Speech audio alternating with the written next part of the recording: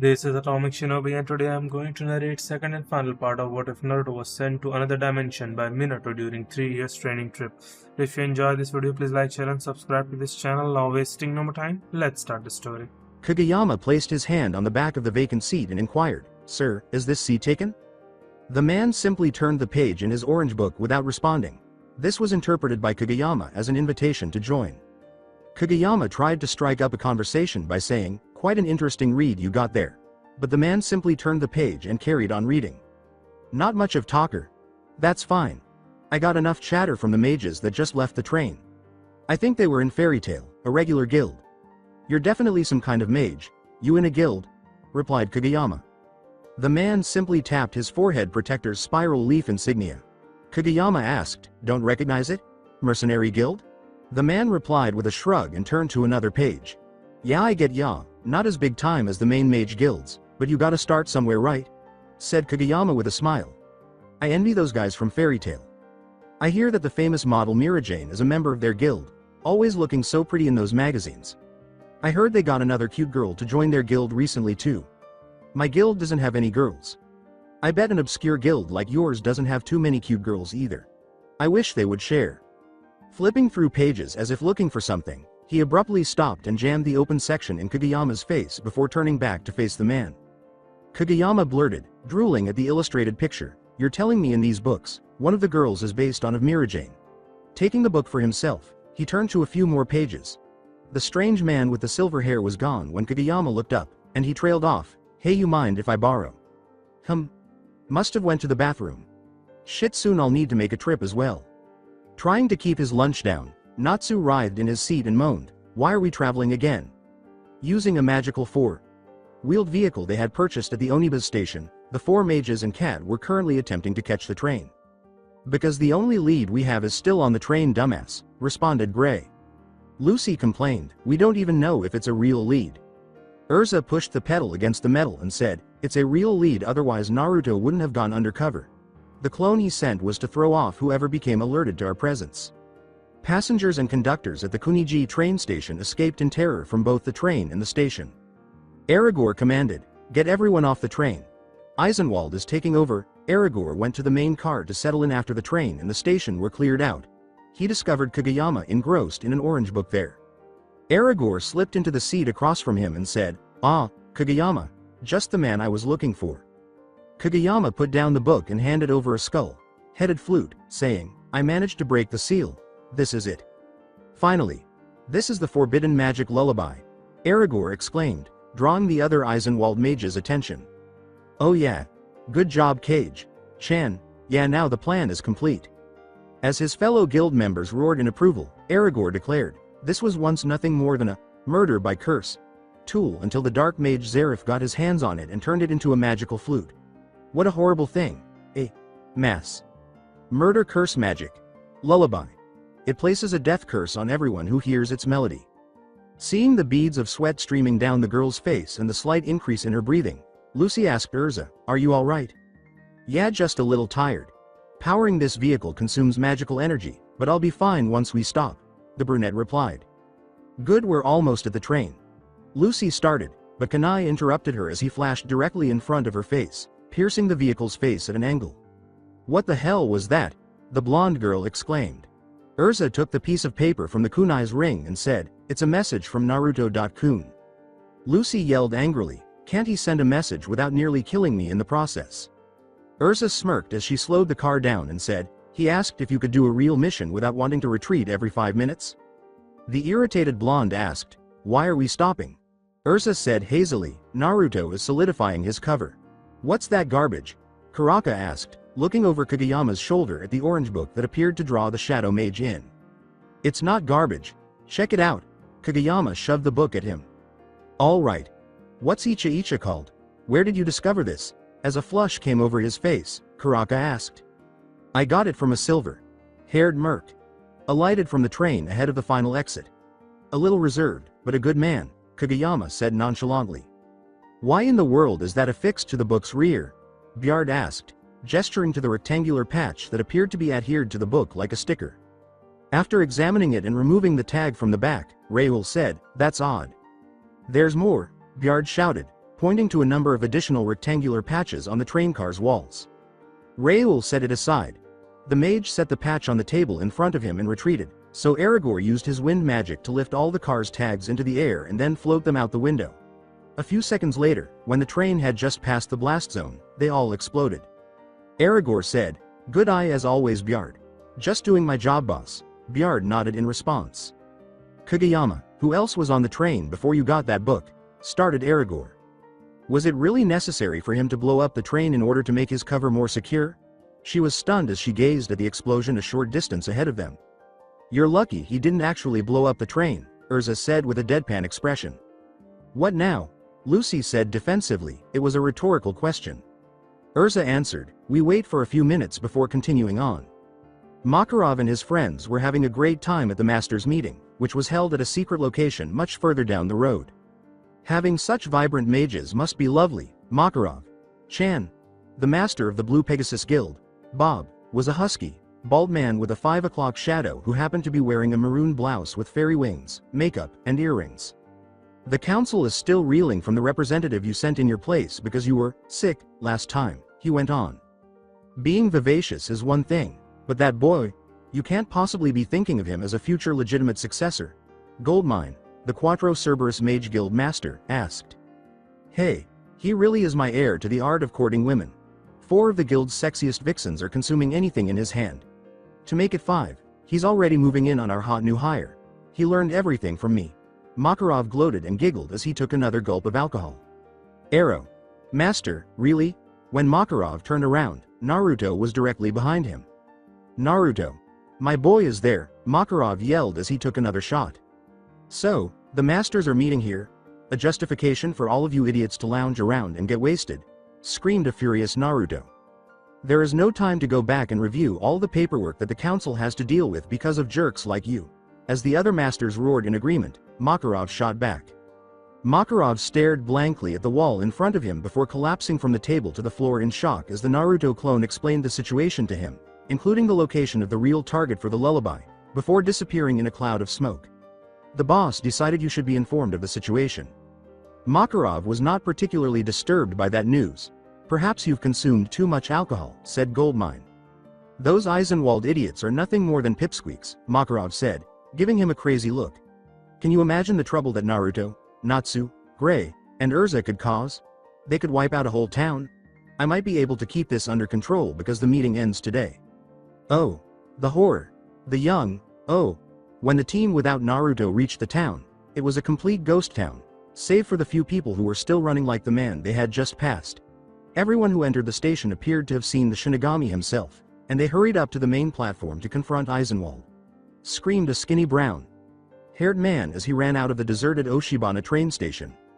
"Fairy tale. What took you so long?" Aragorn asked with a sly smile while his men giggled in the background. "Where did these guys come from?" an anxious Lucy asked.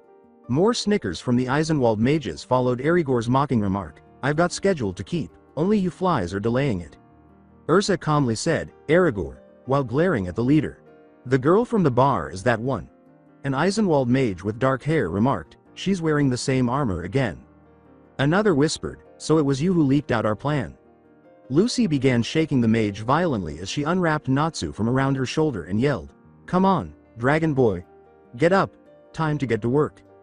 Kageyama complained, "You flies, it's all because of you." He put a hand on Chan's shoulder and reassured him, "Settle down, Chan."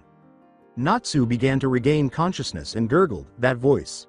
What plans do you have?" As she flared with murderous intent, Urza demanded, "Answer carefully, it may save your soul." "We're just having fun and playing around," Aragorn casually replied, "Since we have no jobs, we're bored." The Eisenwald mages couldn't contain their laughter and all started laughing at once.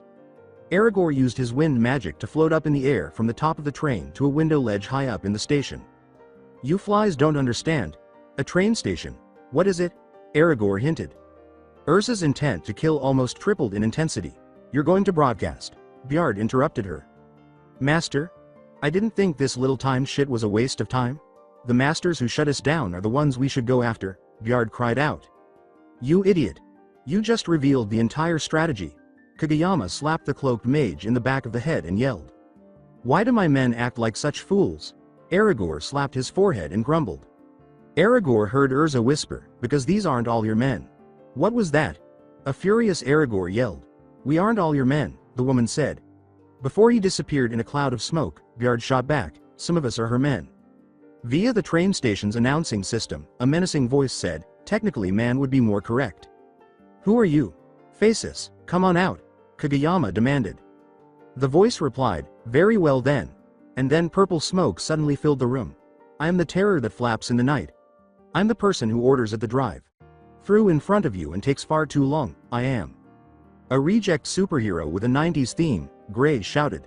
Denny Crane. Happy shouted. Urza tapped her foot impatiently and complained, so not getting any tonight if you keep this up.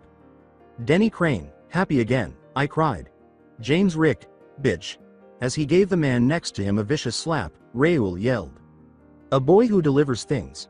Questioned Karaka with a bit of hope in his voice. Everybody turned and stared at the guy as if he was insane. What? I'm starving, he defended it. Denny began Happy, but Lucy interrupted.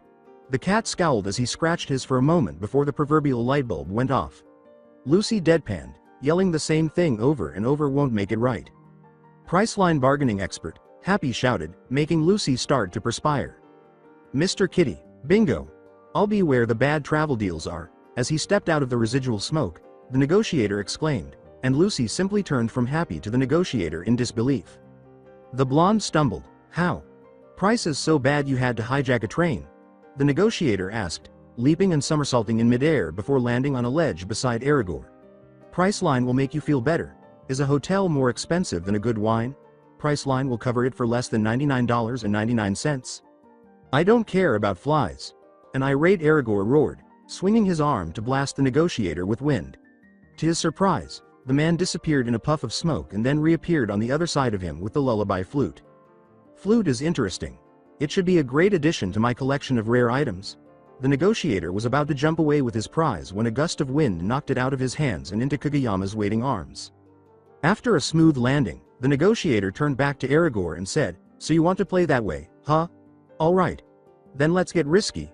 When the negotiator snapped his fingers, more than half of Eisenwald's forces abruptly changed into Naruto clones. My men! Aragorn roared in indignation. You didn't really believe that the true trap was blowing up the train, did you? The negotiator became the original Naruto and said, that was just a diversion so I could replace more than half of your men. Flies, damn them. Before he calmed down, Aragorn yelled, our plans will not be thwarted. You're with me, Kageyama. Don't let them get away with it, you others. For a moment Aragorn lingered in midair, then flew through a window, breaking it as he went. Kageyama smiled slyly, then sank into his own shadow. We ought to leave this place now that we are aware of their true objective. This is how we'll… Naruto interrupted Urza. The chase will be handled by us. Natsu. Cheers. Go into stealth mode. Abruptly, the trio and every Naruto clone dropped a barrage of smoke bombs, and seconds after the smoke cloud cleared, they were all gone. Wow, they are incredibly cunning. Lucy cried out as a loud crash sounded in the hallway leading out of the train station. Oh no, Naruto. My toe was that. Natsu shouted. You bastard, you kicked me in the sack, right back, Naruto yelled. Lucy said, or not, as everyone started to perspire. What on earth is this? The tornado has us stranded, Naruto yelled in frustration. Well, did a fly manage to get outside? Oh, it's the Shogun and the salamander. As he hovered outside the wind wall, Aragorn smirked and said, I suppose I should be honored by such troublesome flies. Aragorn. Steam rose from Natsu's body as he roared. For a guy who does nothing but run away, you sure do like to run your mouth. Ridiculed Naruto.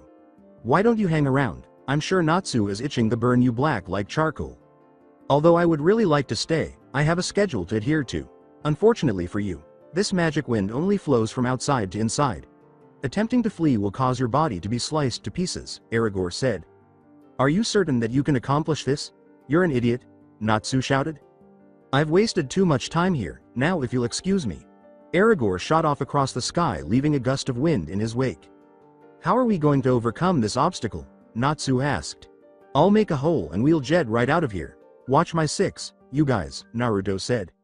Yes, sir, Happy saluted. Stratum's armor. Daokai.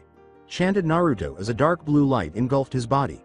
Piece by piece the blue armor of the strata formed around his extremities and torso before the headpiece appeared in his hand and he slid it over his head. Happy spread his wings as he grabbed onto Natsu and flew up into the air. The duo watched as Naruto crouched down and the wind swirled around him violently as he slowly levitated into the air. "I'm hoping all of you can keep up, come with me," yelled Naruto as he shot off like a rocket through the barrier, creating a hole for the cat. Dragon Slayer duo to follow through in his wake. Quickly after they escaped, the hole closed back up. They sent out a wave of swords mages, which Urza quickly dispatched with her own superior artistry of the blade, and then tried to blast her with ranged magic, but Urza put on a clinic as she began equipping her weapons so quickly that they could hardly see them as she sliced and diced. Lucy wasn't sure which error was worse, the Eisenwald mages mocking Urza because she's a girl or them insulting Fairy Tail. Anyhow, they never really stood a chance. As she re-equipped her Heaven's Wheel armor, bright lights swirled around her body, and she declared, "This is taking too long, I'll finish you all at once." At the sight of her, Lucy exclaimed, "Wow, she's so gorgeous. My blades, dance." Urza commanded as the swords started to orbit around her. Circle sword. The attack proved too strong for the Eisenwald mages, who were all vanquished with a single sword strike. "This is the Titania, fearfully, Kuraka stammered, the strongest woman in Fairy Tail." He turned to flee, but was struck down by his comrade Raoul's unconscious flying body. Gray, who had easily defeated the other high-ranking Eisenwald member, landed on top of both of them. "What comes next?" Gray inquired. "The rest will be up to you guys," Urza said, releasing her Heaven's Wheel armor while displaying signs of exhaustion. "Driving that four-wheeled vehicle affected me more than I thought." Lucy said, "We should go after Natsu, Naruto, and Happy." "You're correct. The old geezers will meet in the town up ahead. We ought to move forward," Gray said. An irritated Gray pulled a barely conscious Kuraka outside and held him against the wall by his throat as the three of them approached the wind wall that Aragorn had earlier built. They soon discovered that it was impossible to get through. "You're a fat person, how can we breach the wall?" he insisted. Gray was rudely pushed aside by Urza, who said, "You still have a lot to learn. This is the proper way to question someone." "I want that wind magic revoked right away," she said, drawing a blade and pressing it to Kuraka's throat. "You will always receive a cut for refusing." Kuraka just fainted from the excess of intent to kill. With a sarcastic tone, Gray said, "Yeah, great work." As Urza and Gray began arguing, more specifically, Urza yelling at Gray for his lack of competence, Lucy searched her mind for a solution and took out her gate keys, looking through them to see if one could offer an escape route. "I'm at a loss for ideas. What is this?" She recognized the key she was attempting to barter from Naruto after discovering a note wrapped around one of her keys. However, as she unfolded the note, she muttered, "Lucy, you will most likely discover this at the most advantageous moment. And truly be able to accomplish something beneficial, people will disregard your incapacity for the remainder of the mission. I own you now. Mwahahaha, congratulations, Naruto." "That cheeky bastard," she murmured. "All right Virgo, let's see what you can do." Fist tornado. The self-described Shinigami collided with the train tracks, where he met Natsu's flame-covered foot, smashing him into a small rock formation. Aragorn turned just in time to catch Naruto's tornado-covered armored fist in the face. "Why are you in this place?" As he stood up and wiped some blood from his chin, Aragorn gasped. "Obviously having a good time." Natsu, who was smiling, shouted. With his arms behind his head, Naruto casually floated in midair and added, "That is assuming you won't hand over Lullaby willingly. You guys can't enjoy yourselves too much. Urza will be right behind the master, who is ahead." Happy landed behind Natsu and cautioned him. "How did you manage to get past my wind barrier?" Aragorn roared. "My armor is far more powerful than your wind magic. He also has an advantage over wind because he is a fire element. You were due for a difficult day at work, but you were only facing one of us. Together?" Naruto taunted, "You're just plain screwed." Aragorn made a series of hand gestures and hurled some wind magic blasts at Naruto and Natsu, saying, "Die. These are really annoying flies." Naruto waved his hand, and the blast went by them without any impact. He yawned and said casually, "Nice breeze." "Not possible." Aragorn shouted. "Your attack must travel through the air, so I have control over it and can use it however I please," Naruto gloated. "Flies are annoying." Aragorn yelled. As he pointed down, Naruto said, "You should pay more attention." The wind mage looked down just in time to be punched in the chest by a charging Natsu, but he managed to dodge by launching himself into the air when Natsu followed with a salamander's claw. He then attempted to counter with his own attack. Bringer of Storms. Aragorn expected Natsu to be encased in the tornado when he launched it at him. Aragorn turned to see Natsu standing on the ground behind him, sticking his pinky finger into his ear and wearing a deadpan expression. That won't work on him, you know. As he turned to see his attack being sucked in to power the two tornadoes forming around Naruto's fists, Aragorn muttered, "But how?" Tornado fist double. With each wind cover fist, Naruto struck Aragorn too quickly for him to react, sending the wind mage tumbling into a pile of rocks that fell on top of him. "This guy is too easy." Natsu grumbled. "Well, it's not my fault the shadow guy never showed up for the 2-on-2 match," said Naruto. Aragorn screamed as he emerged, his body now encased in an armor of wind, and the rock pile on top of him rumbled before exploding. Natsu remarked, "Dude, I think he's trying to copy you." "Well, he's doing a crappy job of it," Naruto said, snorting at the notion. "That's not nearly as durable as my armor." "You are crazy." Aragorn roared. "Why are these guys and flies together?" With a completely serious expression, Naruto asked. "They must live by a dump or something," shrugged Natsu. Happy said, "Flies make bad bait for fishing." Natsu said, "Good for catching frogs and toads though." "It's too true." Naruto said, "We ought to go fishing again soon." "Hooray!" Happy cheered. "You're not going to make fun of me, Storm Shred!" Aragorn yelled as he unleashed a barrage of wind blades. Naruto and Natsu both used some elaborate moves to keep from being cut to pieces. After deciding that enough was enough, Naruto produced 4 arrows in the armor's special weapon, a Hankyu.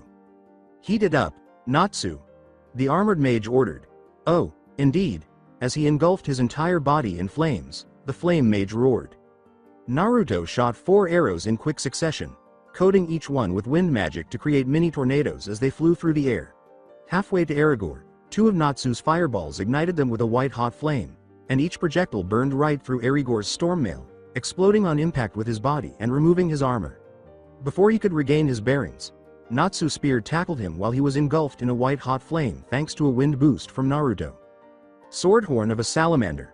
The attack sent Aragorn's smoking body skyward before it fell and collided with the train tracks, where a lullaby had fallen from his pocket onto the trackside. "And once again the day is saved," said Happy, clearing his throat while attempting to mimic a deep baritone voice, "thanks to the powerful fools." Gray exclaimed as he, Urza, and Lucy pulled up in a 4-wheeled vehicle with a battered Karaka. "Bastard, you did nothing," Natsu snarled. Naruto grinned back, "Well, he does still have his clothes on." "Yes, I do." "Hey," Gray yelled. "Why is the fat guy acting this way?" Natsu pointed to Baraka and asked. Urza unhooked herself from the driver's seat, staggered momentarily from mild exhaustion, and said, "They destroyed all the other 4-wheeled vehicles, so we had to force him to show us where the Eisenwald getaway car was." Naruto hurried over to her aid right away. "You didn't need to exert a lot of effort. You should stop worrying so much, we had it under control," he reprimanded her. "I'll be all right as soon as I catch my breath," she said, dismissing his henpecking. "How adorable," Lucy teased Naruto, but he quickly silenced her with a look that said, "I still own you." "We can now relax. The masters are secure," Urza declared. "Not for long, Baraka. Go for it." A shout went up, and they all turned together to watch Kageyama come out of a shadow on the ground, pick up the lullaby, and then grab onto the 4-wheeled vehicle as Baraka sped by. "Horrible." As they dragged their asses down the tracks, they both yelled. "Well, shit," said Gray, summarizing what everyone had been thinking. "Last one there gets it." Urza and Naruto exchanged glances before nodding and following them. Over their shoulders, they both yelled. "What does it get?" Lucy asked, perplexed. "The master is to blame for allowing them to escape." As they ran after them, Gray, Natsu, and Happy yelled. "Not fair." Lucy scurried to try to catch up as she screamed. When the team got there, Makarov was convincing Kageyama to give up. Kageyama dropped Lullaby to the ground and bowed, saying, "I admit my loss." "As usual, you arrive after I put in the most effort," Makarov smirked as he turned around and gave them the peace sign, gloating. "Hey, the fat guy. What happened to him?" Naruto inquired. "It doesn't matter," Natsu yelled as he attempted to take Makarov's hat. They all turned to see dark smoke emerging from the flute, and a raspy voice said, "Ka ka ka. You mages have no guts." "I can't hold back any longer," the voice said. "I will devour you all myself." The flute spoke. "Cheers," Lucy screamed as she tried to duck behind the cat. A shape is being formed by the smoke, Happy declared. No shit. Gray shouted. Allow me to devour your pathetic beings. As it rose several stories above them, the new creature roared. A monster. Happy, Makarov, Lucy, Natsu, and Gray all cried out in terror. Urza asked, perplexed. Wah. We need dinosaur power? Naruto said, putting his hand in the air, knowing exactly how to handle the situation, right now. What on earth is happening? I have no knowledge of this, a terrified Kageyama cried out. Bob said, oh my. This is bad. It's the devil from Zarif's book, Goldmine shouted. I'm dying of starvation. I will devour your souls, the devil roared. Wow. Natsu turned to face Gray and cried out in surprise, souls are edible? Are they tasty? How am I supposed to know? Gray shot back. How did the object emerge from the flute? Lucy asked, perplexed. The lullaby itself is the devil. Living magic is what it is. That's Zarif's magic, Goldmine replied. Living magic. Urza murmured. Zarif? But that man is from long ago, Gray exclaimed in shock. The most horrible mage in magic history is Dark Mage Zarif. Bob said, who would have imagined that the negative legacy from several centuries ago could resurface. Whose soul ought I to savor first? I've decided. All of yours, Lullaby thought, surveying its surroundings. While Lucy panicked and closed her eyes and ears, the rest of her teammates acted quickly. Hey, ugly. This is terrible. Gray set up a shield to protect everyone watching the battle while the Slayer duo went for the kill shot. Chanted Naruto and Natsu as they powered up attacks side by side. Urza ran forward, equipping herself with armor along the way, and sliced through Lullaby's ankles with 2 precise cuts. Shockwave, arrow. The roar of the salamander, Phoenix cannon is the Slayer combination technique. When the dust and smoke cleared, the head and upper torso of the enormous beast were revealed to have been vaporized by the attack, while the rest of its body collapsed into the side of the castle. Some of the masters were astounded by the spectacle. The 2 attacks combined to form a phoenix-headed blast of white-hot fire that flew directly into the open-mouthed Lullaby, causing a massive explosion. So, ladies and gentlemen, what are your thoughts? Aren't they fantastic? Makarov gloated. Wow. How powerful Fairy Tail is, it's unbelievable. If I hadn't seen myself I wouldn't believe it. It angered other people. The castle, it's in ruins. You idiots. Dust is where we usually meet. Well. Naruto, his armor now off, grinned sheepishly and scratched the back of his head. Natsu completely disregarded their worries, saying, that place was awful anyhow. We were kind to you. Yes. Happy agreed and chimed in. After exchanging glances with Makarov, the other masters nodded collectively, saying, get them. Hold on. The wet bandit is here. What's left is being looted by him. They all turned to see a cloaked man emerge from the wreckage with a full-hug knapsack after Naruto pointed out behind him. He stared at them before turning and running away.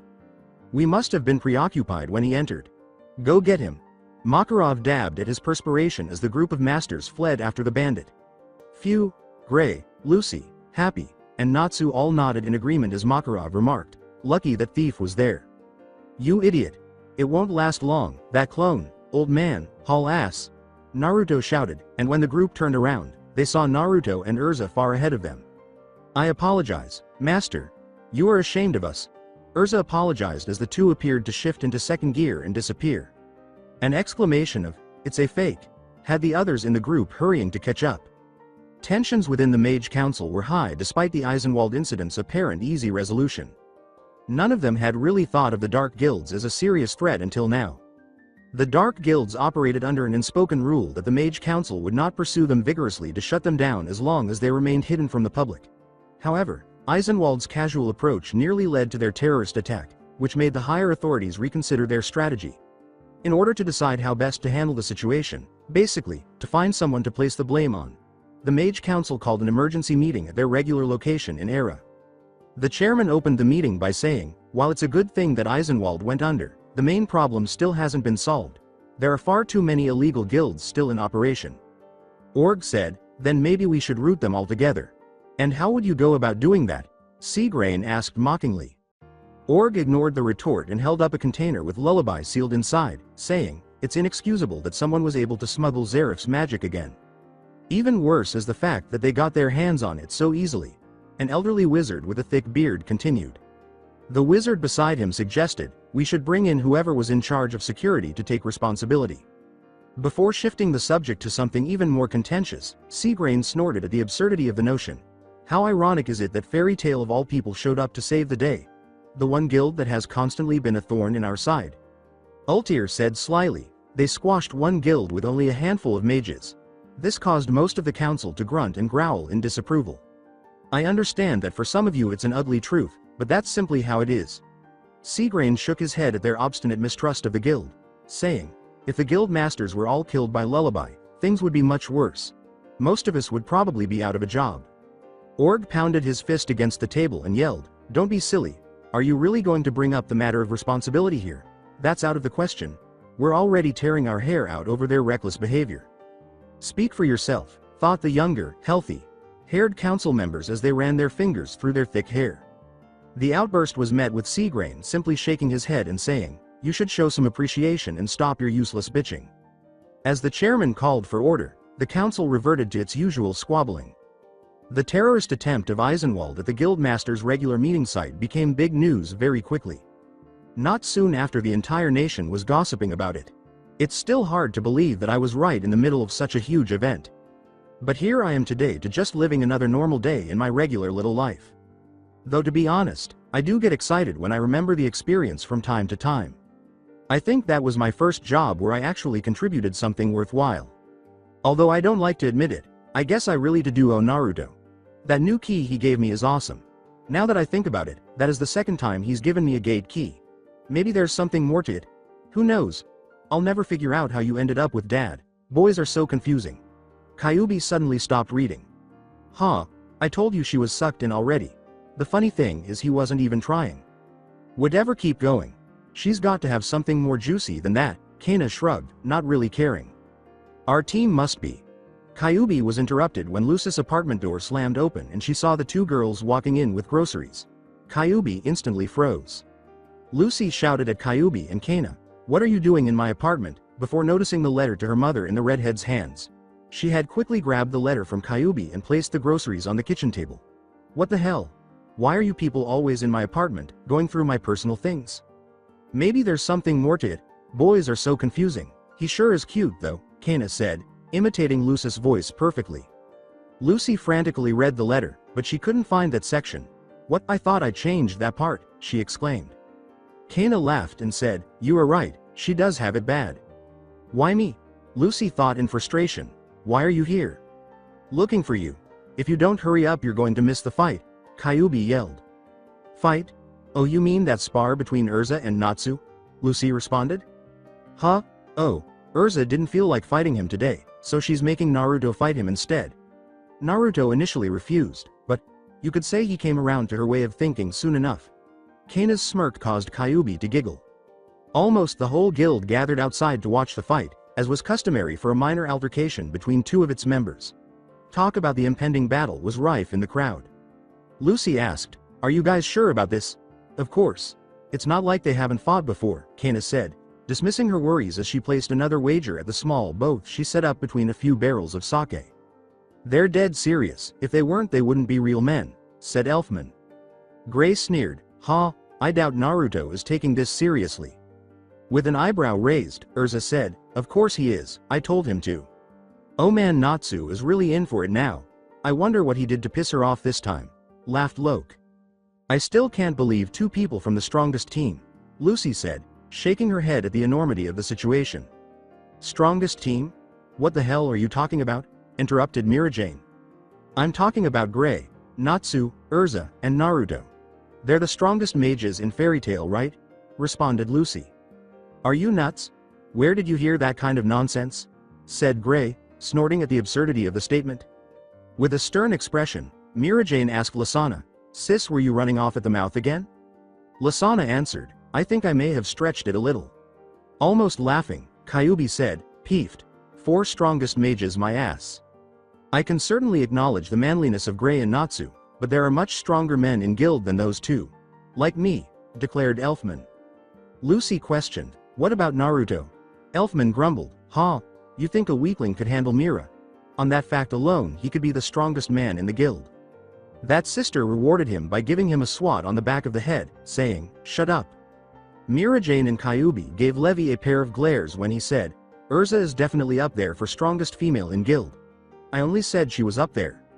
For strongest male Mistogun, Laxus, and Naruto, Jed replied. Dwa added, don't forget about that geezer. Elfman grinned and said, who cares about that crap, this should be an awesome battle. Gray smirked and retorted, really? I'm trying to figure how we're going to put Natsu back together after Naruto is done with him. Despite everything, Naruto and Natsu kept staring at each other, with Naruto wearing a bored expression and Natsu grinning excitedly. Naruto questioned, are you sure you want to do this? You can still save yourself some humiliation. Yeah, right. I'm not going to waste a chance like this. I was actually hoping to fight you instead of Urza, but I knew that if she didn't make you take it seriously it wouldn't be worth it. Every time you fought me before, you always used it as a training exercise while reading one of those stupid books. No more. I'm not a kid anymore. Today I will challenge you and win, declared Natsu. Naruto laughed quietly. Very well. If you don't want to be embarrassed, you better come at me with the intent to kill. I won't be holding back, so show me your power, armor of wildfire. Daojin. He wasn't kidding about holding back. Naruto has never faced Natsu while using his armor, said Kana. Even worse for Natsu, it's the wildfire armor. Naruto can easily turn his flames against him, said Mirajane. Lasana asked in a slightly alarmed tone, isn't Naruto taking this a bit too seriously? Can you double the bet I placed on Naruto? Happy asked, glancing at the scene for a moment before turning and returning to Kana's betting booth. Lucy said, don't you have any faith at all? I would never do such a thing. I don't want anyone to lose. Kana deadpanned, that pure-hearted crap doesn't fly here. All right, Lucy sighed, double my wager on Naruto too. All Gray could do was snort at her nonsense. Natsu yelled, oh yeah, armor of wildfire. Bring it on. Naruto deadpanned, dude, this is not a cheer-leading competition. Makarov yelled, ready. Go, to announce the beginning of combat. Naruto ducked as Natsu charged at him, aiming a flame-enhanced kick at his head. The pink-haired fire mage then attempted a double salamander's claw swipe before launching herself into a double kick powered by flame. After the double kick attempt, Natsu sailed overhead as Naruto bent back at an almost impossible angle, stonewalling him at every turn. Before launching himself back towards his opponent and firing a fire blast from his mouth at close range, the pink-haired mage used a handstand to stop abruptly. Some of the onlookers found the attack to be a bit too close for comfort, but Naruto easily swatted the blast aside. Hot, hot, hot. Watch it you bastards, amazing, Lucy said. Elfman boasted, see, I told you it would be a good match. Good match? Where? Naruto hasn't even taken out his swords, replied Gray. Now, the two combatants were crouching on opposite sides of the temporary battleground. While Naruto unshed his katanas, the blades of both swords encased in flames, Natsu directed more fire around his limbs. A shout halted the pair as they were about to charge at one another. Halt! Everyone stop! A voice said. A humanoid frog was moving through the crowd when everyone turned around. He ordered, I am a messenger from the council, nobody move. The council. A startled Levi blurted. A messenger, a startled Dwa cried. This place. A confused Jet cried. Lucy stumbled, why is nobody fazed by his appearance? He's a frog. Man, astonished. The messenger exclaimed, with the charge of disturbing the peace and causing public panic, along with 13 other crimes from the Eisenwald terrorism incident. Naruto Uzumaki has been placed under arrest. But was taken aback by what he saw. After dispelling his armor, Naruto huddled with several clones in a crouch. Will the real Naruto Uzumaki please stand up? I repeat, will the real Naruto Uzumaki please stand up? The Narutos exchanged glances before getting to their feet and huddled back together to resume their planning. We're gonna have a problem here, the messenger said, perspiring as he sought assistance from the guild members. What? You act like you've never seen a shadow clone before, Elfman snorted at him. Compared to the excitement that had been coursing through everyone at the fight, the guild's mood completely changed. Almost everyone in the guild appeared to be depressed by Naruto's arrest, as they sat around with their heads hung. With the exception of a tiny lizard stuck beneath a glass on the bar beside Makarov, nobody spoke. It screamed, let me out. Let me out of here, Kyubi said, Natsu be quiet. Ignoring her, Natsu said, Lemme oouyuuyuut.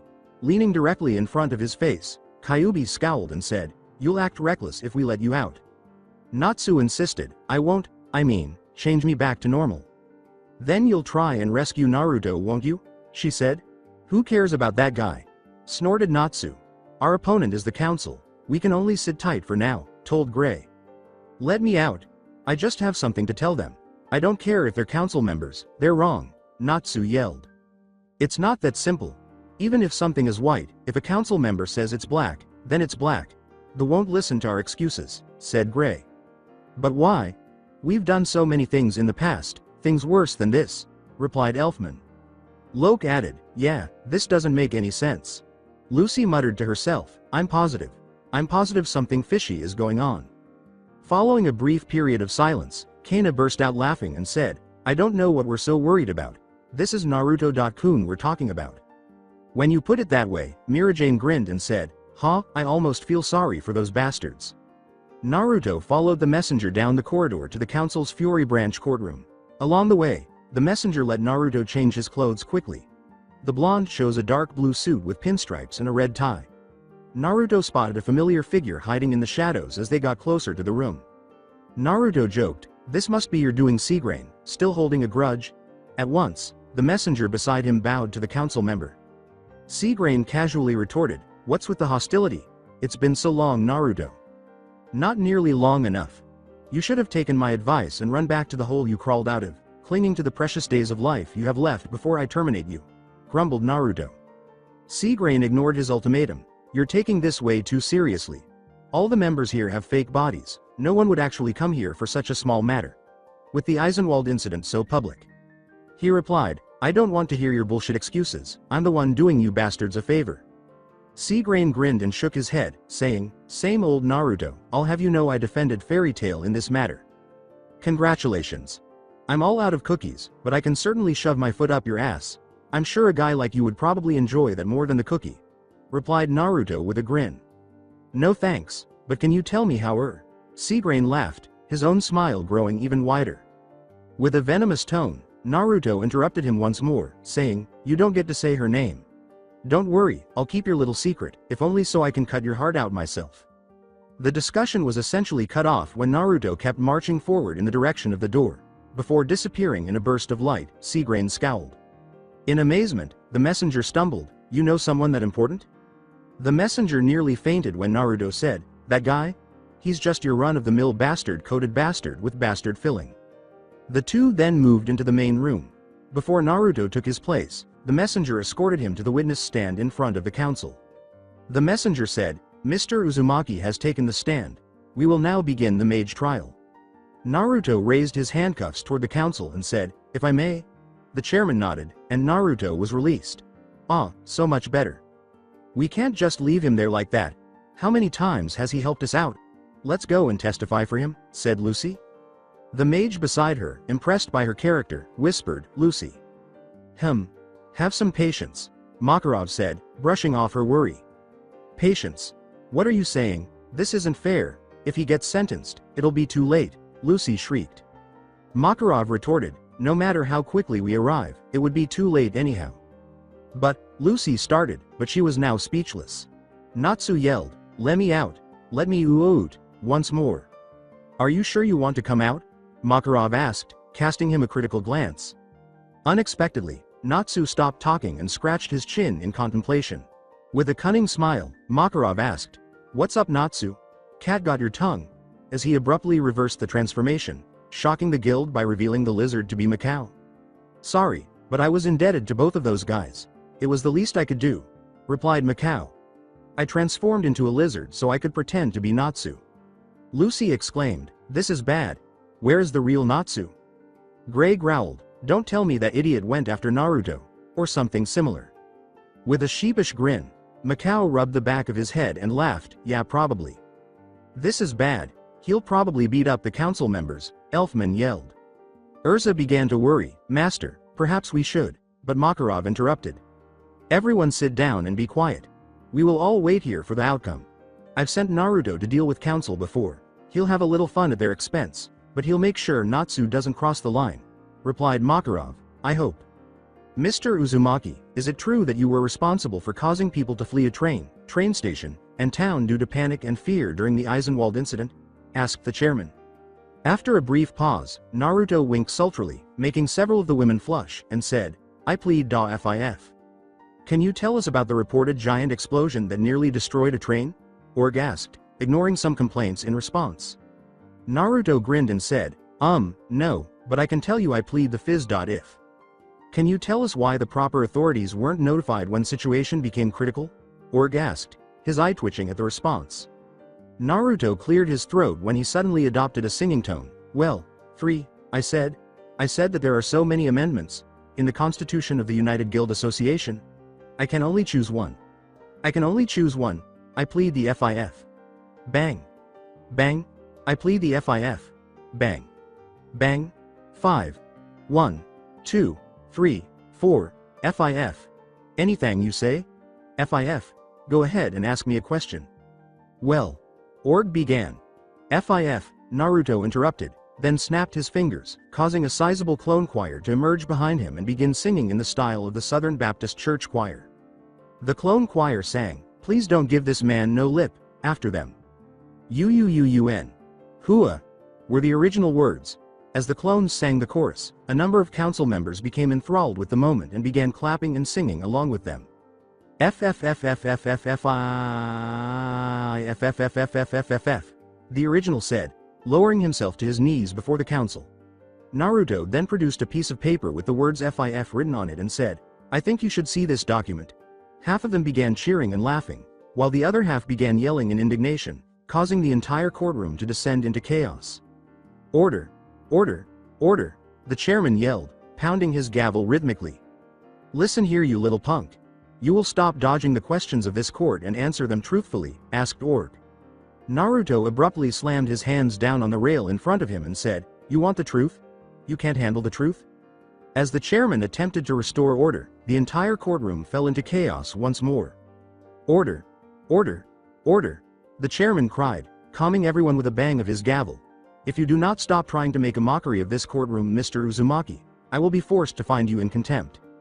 Naruto tried to appease the council by saying, "Fine, fine," but a big explosion behind him cut him off. Natsu, wearing a blonde wig and a black and orange jumpsuit, roared and raved as he charged forward, causing the wall behind him to collapse. Natsu yelled, "I'm the Shogun, Naruto Uzumaki Dadbayo. Arrest me if you can, Dadbayo." The entire courtroom simply stared at him in disbelief at what they were witnessing. Naruto bellowed, "I'm Naruto, damn it. Tell me what I'm guilty of, on command. Make sure it's even more important than the guild masters lives, Dadbayo." While Naruto grimaced, Seagrain smiled at his bluster. Natsu just smiled foolishly and struck a pose. With a frustrated grip on his hair, Naruto thought, "After everything I've done to disassociate myself from that reputation, this idiot." The chairman decided to end things before they got worse and ordered, "Pages, put them in jail." "Natsu." Naruto snarled, his anger erupting. "Hey, I'm not Natsu, I'm Naruto Dadbayo," asserted the pink-haired mage without knowledge. Naruto roared, "You're a dead man, Dadbayo," and swung at his stupid pink-haired friend. "You idiot, the whole stinking trial was a sham. A formality," shouted Naruto. Now, the two sat in a large prison cell while a furious Naruto went on a tirade. "Formality?" asked a bewildered Natsu. "The arrest was just for show. The council needed to display authority so they can keep us in check," stated Naruto. "What do you mean? I don't get it," asked a bewildered Natsu. "It means that after I extracted my pound of flesh for them using me as a scapegoat, I would have been found guilty, but received no punishment. I'd be on my way home if you didn't decide to go and act a fool," said Naruto. "But Master says you always act a fool in front of the council," Natsu said, accusingly pointing a finger at him. "Yes, I do, but there's a method to the madness. It can't be random stuff. Let me tell you about the time," said Naruto, shaking his head in frustration. "So it seems the rumors were true. I should have put 2 and 2 together," the pair said, unaware that someone was listening in on their conversation. Seagrain swung around and headed for the hallway that led to Naruto and Natsu's prison cell.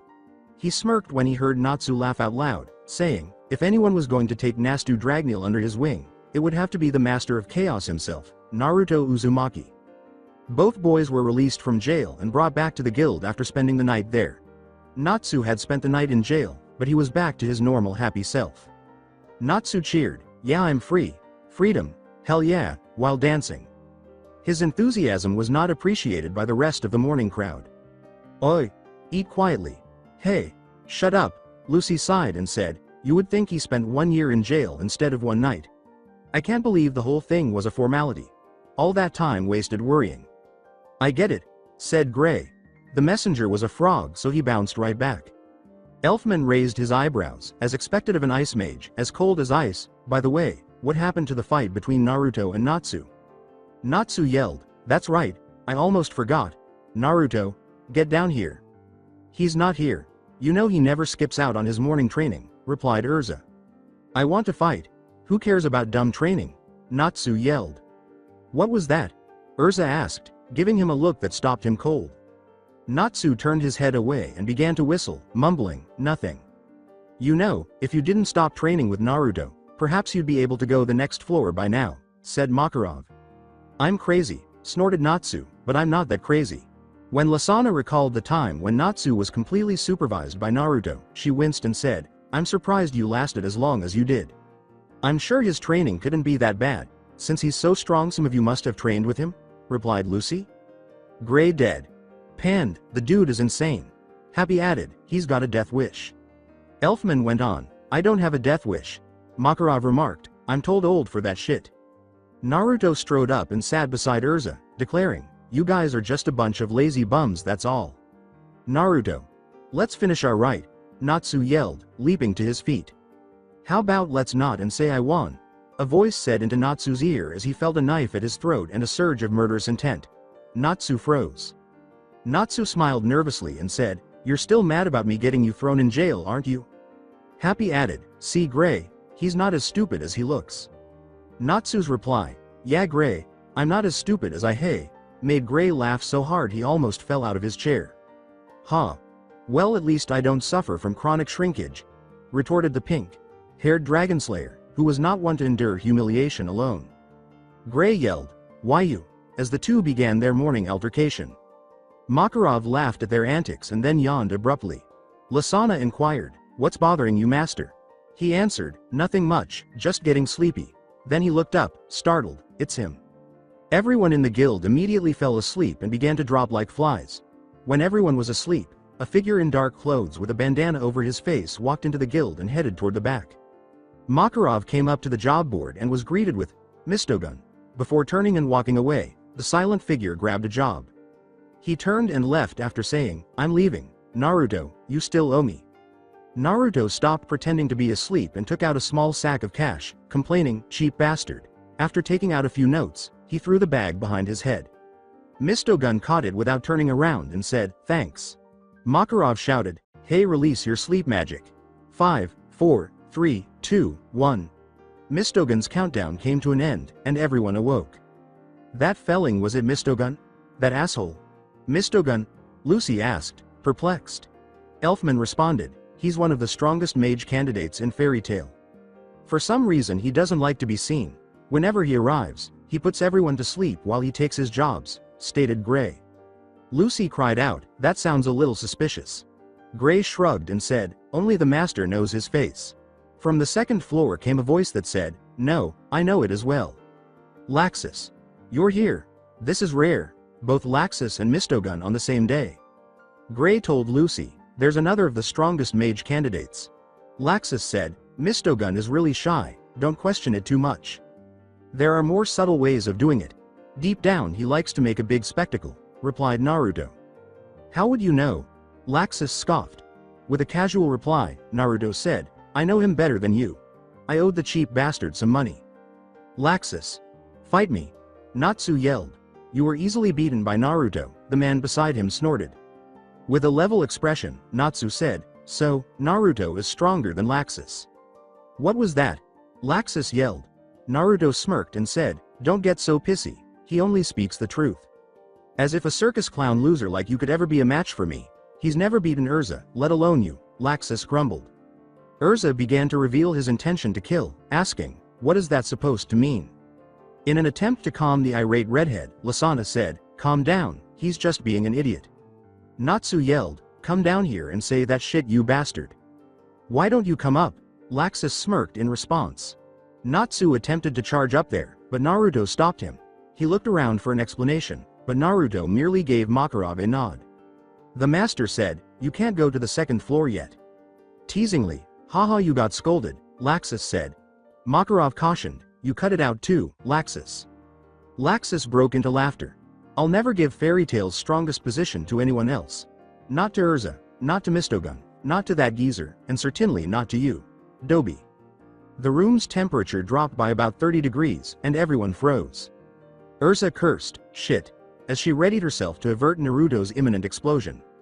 Kyuubi muttered, Laxus stepped in it now, as she was about to follow suit. What just happened? Lucy asked, perplexed. A very serious elfman said, that word is forbidden around Naruto. To silence Lucy, Elfman, Gray, and Happy slammed their hands and paws in front of her mouth. I don't get it. What's so bad about the word do? Their words said. SSSSHH, Gray reprimanded him, are you trying to get yourself killed? Everyone gazed expectantly at Naruto. His bangs were dripping in front of his eyes, and his head was lowered. Look man, I know that you're jealous in all, given that I'm with the 4 hottest girls in the guild and your only experience was with that Okama in South Beach, but there's no reason to make outlandish statements like that, he said with a manic grin that made everyone on edge. The entire guild froze, gaping at Laxus in shock. Laxus yelled, that's not true. The beard was fake. It was a woman. In a conciliatory tone, Naruto answered, sure, sure. Everyone burst out laughing at once. Laxus complained, very funny clown. You win this round. And then he hurried away. Lucy asked, what was that all about? Believe it or not, when those two were younger, they were pretty good friends, replied Lasana. With a shocked shake of her head, Lucy said, no way, that's not possible. When Kyuubi interrupted the conversation, she added, it's true. They had an argument a few years ago that started the feud you just saw. They have never actually come to a real fight, just insulting each other. I think it's because deep down they really are still friends and don't want to admit it. Laughing, Lucy said, boys are idiots. After returning from a brief job in a nearby town, Naruto and Urza entered together the following day. Lasana rushed up to them as soon as they were seated. Naruto, you're here. You need to hurry and stop Natsu. He took an S-class mission to the cursed Garuna Island with Lucy and Happy. Gray went after them, but he didn't come back either. In response, Naruto shrugged and asked, so? Makarov yelled, he's not allowed to do those jobs.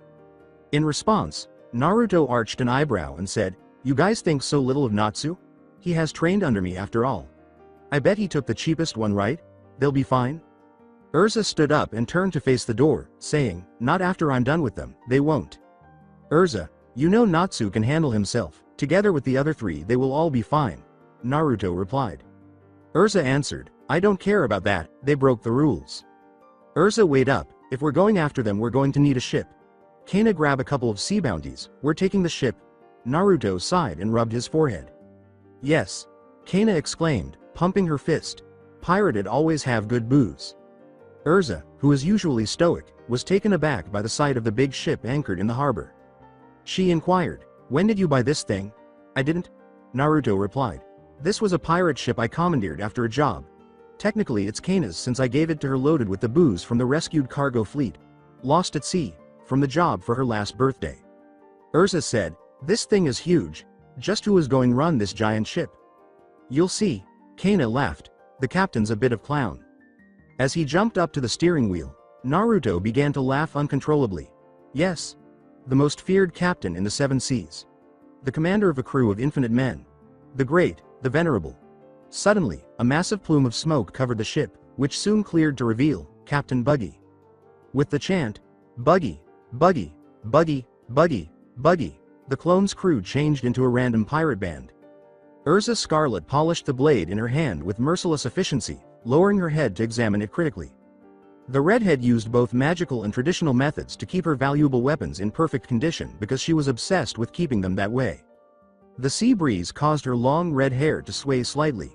There were no clouds in the sky, and the sun shone brilliantly overhead. Urza paused to look at her female companion, who was drinking from a barrel of sake while relaxing in a beach chair on the upper deck.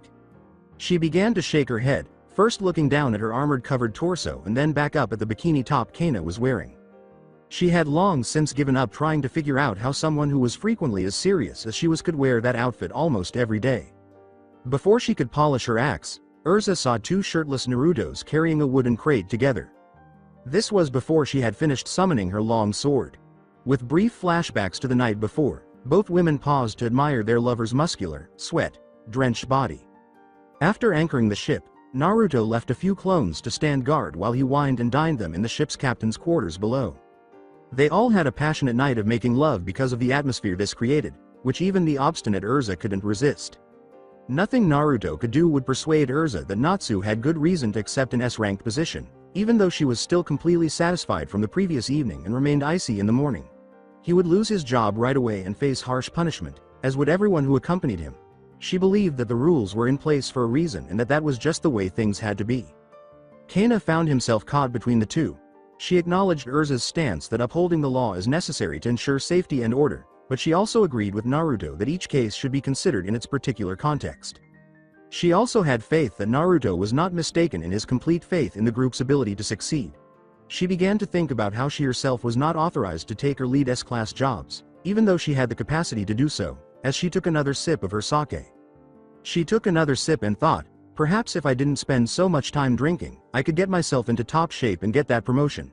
However, after I got the promotion, going on S-class jobs would really cut into my drinking time. While sailing the ship, Naruto was having a great time. Like a crew of seasoned sailors, he and his clones navigated the sea vessel. Several years ago, Naruto took on a lot of solo jobs at sea while he was learning to master the armor of the torrent. Pirates, who were actually the naval armies of some dark guilds, frequently engaged him in combat. To catch the pirates in the act, he frequently used the tactic of offering to work on passenger and cargo ships, which were prime targets. He eventually learned how to operate every square inch of a ship from all the jobs he had on board different vessels. About 6 months ago, while working on a job, he came upon a rather opulent pirate ship that was loaded to the gills with alcohol that had been stolen from a sunken cargo ship. The crew he had removed appeared to be preparing the ship they had taken from his client for a huge party cruise. The client complained about the amount of money she would have to pay to get back to the original specifications her husband had requested, especially after the pirates had done all the revamping. He never looked back after offering to give him the vessel in exchange for her keeping the job fee. With Urza joining in, it was even more exciting than the last time he had christened the ship with Kana. She seemed determined to get her way in this situation, but he thought a satisfying romantic evening would help to soften her edge. Though he couldn't really complain, he would be happy to administer Natsu's punishment himself after a few more nights like that out at sea. As they approached the half-ship, half-building structure floating in the middle of the ocean, Urza asked, her eyebrows twitching, "What is this place exactly?" She noticed that there were a number of other ships anchored nearby, some of which had some familiar pirate insignias. The loud, annoying music could be heard from outside, and every few minutes there was a cheer from inside. For roughly a day and a half, they had been at sea, with Urza remaining in her strict demeanor the whole time. She had thought that they were sailing directly to where Natsu and company were, while Naruto and Kana were carrying out their strategy to stall as long as possible on their way to Galoon Island. They failed to mention that they were also clueless about how to get there. "What do you think?" Kana asked with a snort of laughter. With a frustrated tone, Urza started to say, "If you're trying to stall for more time," but Naruto interrupted. "For ye land lubbers, where be de place ya go for the best info? Where ye, not at a bar when ye, picked up thar very good info on the Eisenwald situation?" he asked with an eyebrow raised. Even though Naruto's ridiculous pirate outfit and equally ridiculous accent made Urza's mouth twitch, she refused to give in. "Touché." Kana scowled and said, "This place is only good for picking up info anyway. The alcohol sucks." Naruto explained cryptically, "It's a pirate bar, run by pirates. You don't get the goods unless you offer the right payments." An irritated Urza asked, "I still don't understand why we're stopping here. Why can't we just sail straight to the island they're on? It's called a cursed island for a reason. Thanks to the bizarre tides and currents, you can only reach the place during a specific time of day. Otherwise, you will sail right around it completely. We need to find someone who can guide us there," replied Naruto in a professional manner. Kana inquired, "How do you know all this?" Responding with a shrug, "I scouted out the job a few times before, but didn't take it because something more interesting came along. Now let's head inside before someone spots us." While the girls wore hooded cloaks to conceal their more distinguishable features, the blonde changed into a generic black-haired pirate wearing a captain's hat. After putting an arm around each of them, Naruto leapt straight from their ship to the bar's front door. All of the pirates seated at the counter roared, "Kanpai," as the bartender brought out more beers. A group of men and women cheered as a bald-headed man with a gray beard finished a pitcher of whiskey and slammed the empty pitcher down on the tabletop. "Go, go, go, go," they said. As the man across from him collapsed from his chair and fainted, he stood and lifted his arms in triumph. Everyone applauded as he took a bartender by the hands, causing her to scream in shock before he dragged her onto the tabletop and began dancing. He exclaimed, "Looks like another round on Roscoe," which caused his friends to roar with approval once more. The double door entrance slammed open as soon as the waitress went to the bar to take their order, and a soaked figure with green hair and a bushy beard staggered inside. He threw away his wet coat and said, "Hey barkeep, whose leg do you have to hump to get a dry martini around here?" Marco exulted the group of individuals who had just finished the drinking competition. The bald-headed man jumped down from the tabletop with the barmaid and slipped her a tip, asking, "What took you so long, ya bastard?" This group of mages wanted to bum a ride to this cursed island. "I told them no, but I owed a guy a favor and he called it in for them," said Marco. The bald man shrugged and slammed a drink into Marco's hand, saying, his waist. "Who cares about that crap? You've got a long way to go to catch up, my friend." Marco exclaimed, "Now that's what I like to hear. Hey barkeep, where's that martini?" From behind the counter, she shot back, "I don't know, Marco. This is a pirate bar. We don't serve that sissy crap around here. Should I be calling you Marcia?" "Don't tell me you're still bitter about that night in Elk Grove," he growled. The bar erupted in laughter as she smirked and said, "I'm not bitter, it was the best 30 seconds I had all night." On the rear wall, Naruto, Urza, and Kana were seated in a medium-sized booth. Between drinks, the three of them played cards and quietly passed the time. None of the three were really paying attention to the gin rummy that was being played in front of them, even though Kana was winning the game, of course. While keeping an eye on the group seated directly at the bar, Kana idly shuffled the cards in her hand. Although none of them had revealed anything of pertinent interest thus far, she had a hunch that this crew might be interesting. As he listened to Marco's conversations, Naruto continued to check the cards in his hands absently, hoping the pirate would divulge any information regarding the mages he had just transported to a cursed island. Though he was awaiting some kind of confirmation, the blonde was fairly certain that he was referring to Natsu, Gray, and Lucy. Urza kept an eye on the more solitary and quiet individuals instead of concentrating on the big crowds. As the blonde yawned and leaned against her shoulder, she absently ran her fingers through Naruto's hair. "This sure is a slow day for gathering intel. The sauce usually gets people way more chatty than this," murmured Naruto. Kana glared at Urza and muttered, "If someone had allowed me to challenge that big guy to a drinking contest, we'd be on our way by now."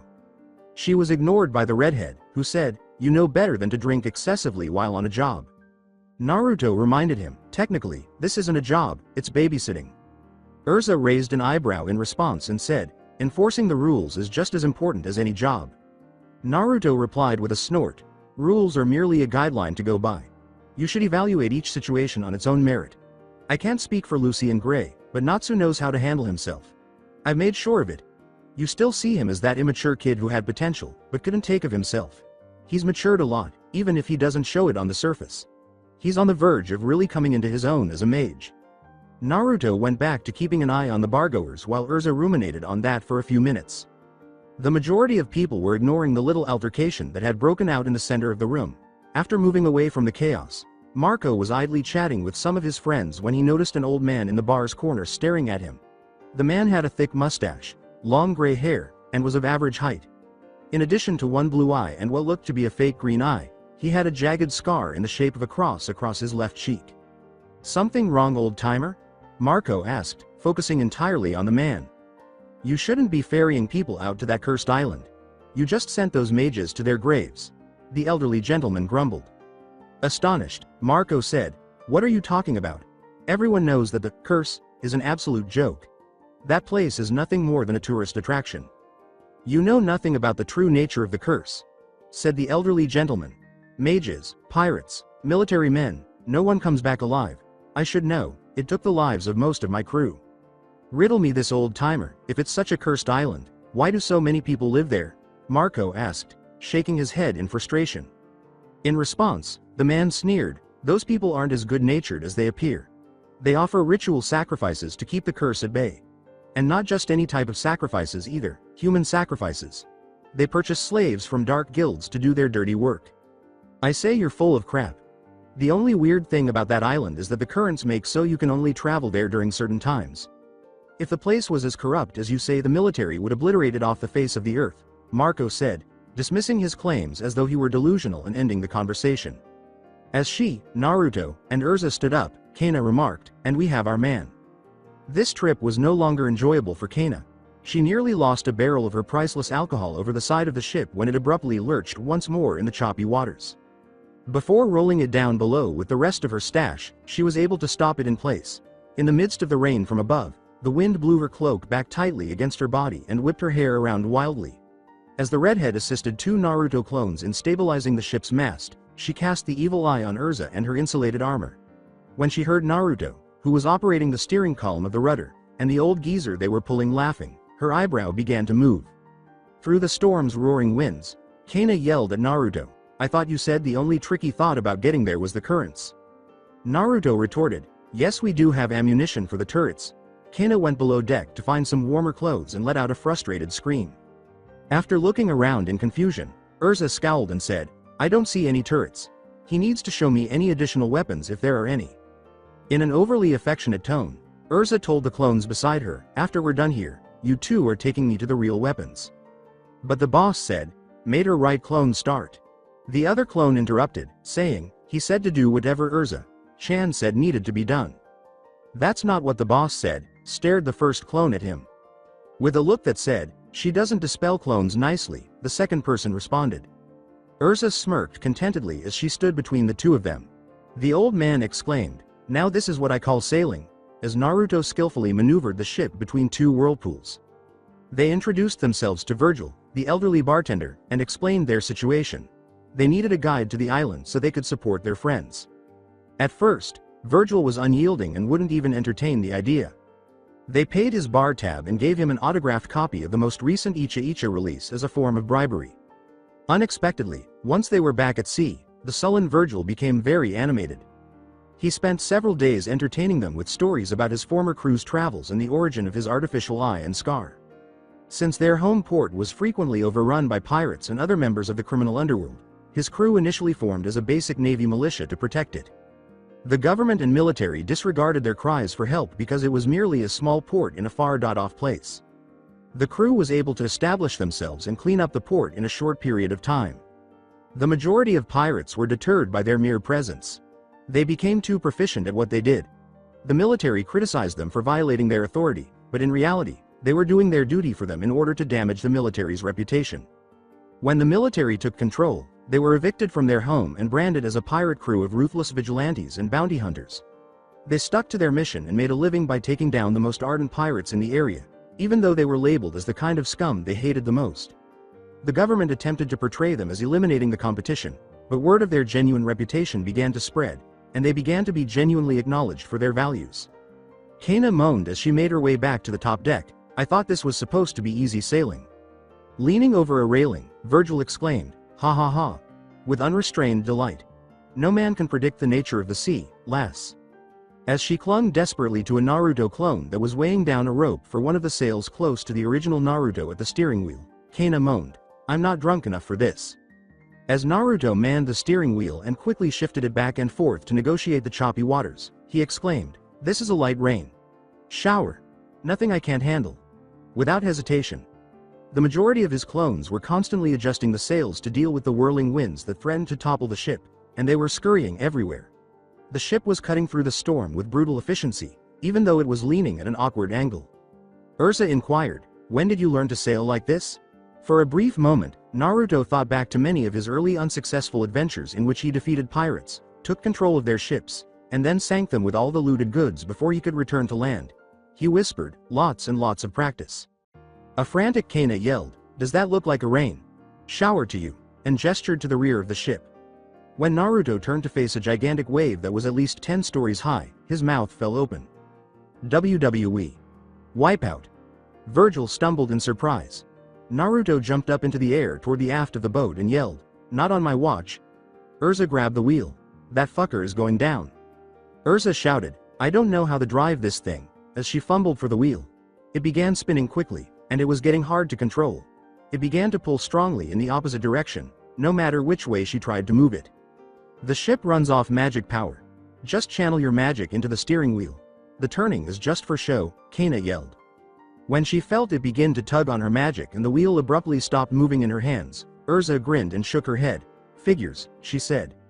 Naruto exclaimed, "Armor of the torrent, Dao Shin," as he was engulfed in a vivid blue burst of light. Shortly after, clad in his blue water elemental armor, he landed on the ship's bow and aimed his trident at the approaching tsunami-sized wave. As he prepared to attack, the weapon began to glow brightly. Water began to gather and swirl around the trident's tip before changing into an aqua-blue swirling light.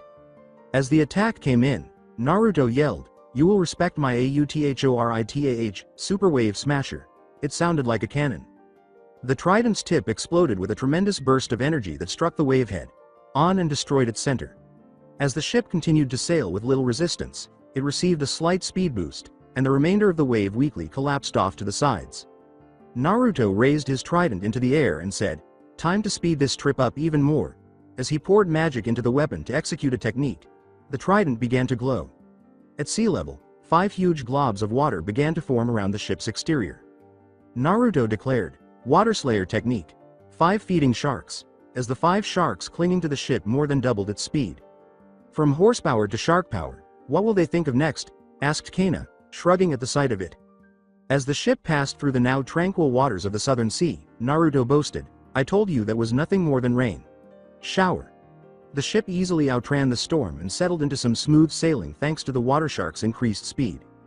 "Don't start celebrating yet, sailor. In your haste to escape that storm you took us off course. We might be stuck in an even worse situation," cautioned Virgil. A disbelieving Kana questioned, "What could possibly be worse than that monsoon we just escaped?" Ursa concurred, saying, "I doubt we will encounter anything worse than almost being sunk by the sea itself." Virgil's voice was dark as he said, "What's worse than that little rain shower? What about the Devil's Pentagram, the deadliest patch of water in the southern seas, where the 5 major ocean currents all come together? The weather is unpredictable, the currents are impossible to navigate, and the vicious sea creatures have never met a ship meal they didn't like." "Meh, we've already dealt with bad weather. My sharks can circumvent any current, and none of these sea creatures have ever laid their eyes on Ursa," replied Naruto. Kana pointed to some darkened shadows that were buried beneath the ocean's surface and said, "There's something down there." To get a better look, Naruto leapt to sea level. Naruto mumbled in mild surprise, "There are ships down here, tons of ships." Virgil told him, "We're in the Ghost Ring, the outer dot rim of Pentagram. The strange currents always push the sunken ships to the outer edges of the region, forming a ring of ghost ships that mark the point of no return." Kana said, "Nothing bad has happened yet, we can just turn around. It's called the point of no return for a reason. We're now on a downward slope towards the center of the pentagram, we can't turn around. The only way to escape from the center is along the calm belt which divides the pentagram in half. The problem is that the calm belt is littered with the most vile creatures of the deep. Only the most skilled of pirates have escaped to tell the tales," declared Virgil. "And perchance, you would happen to be one of these skilled pirates?" Kana replied dryly. "Hell no. We picked up a one-armed man who somehow swam out of there on a plank of wood. He told us his tale and we forever avoided this place like the Black Plague," Virgil said, staring at her as though she were crazy. Naruto blurted angrily, I say it's all a load of crap. That guy probably lied to you so you wouldn't run into something he had hidden here.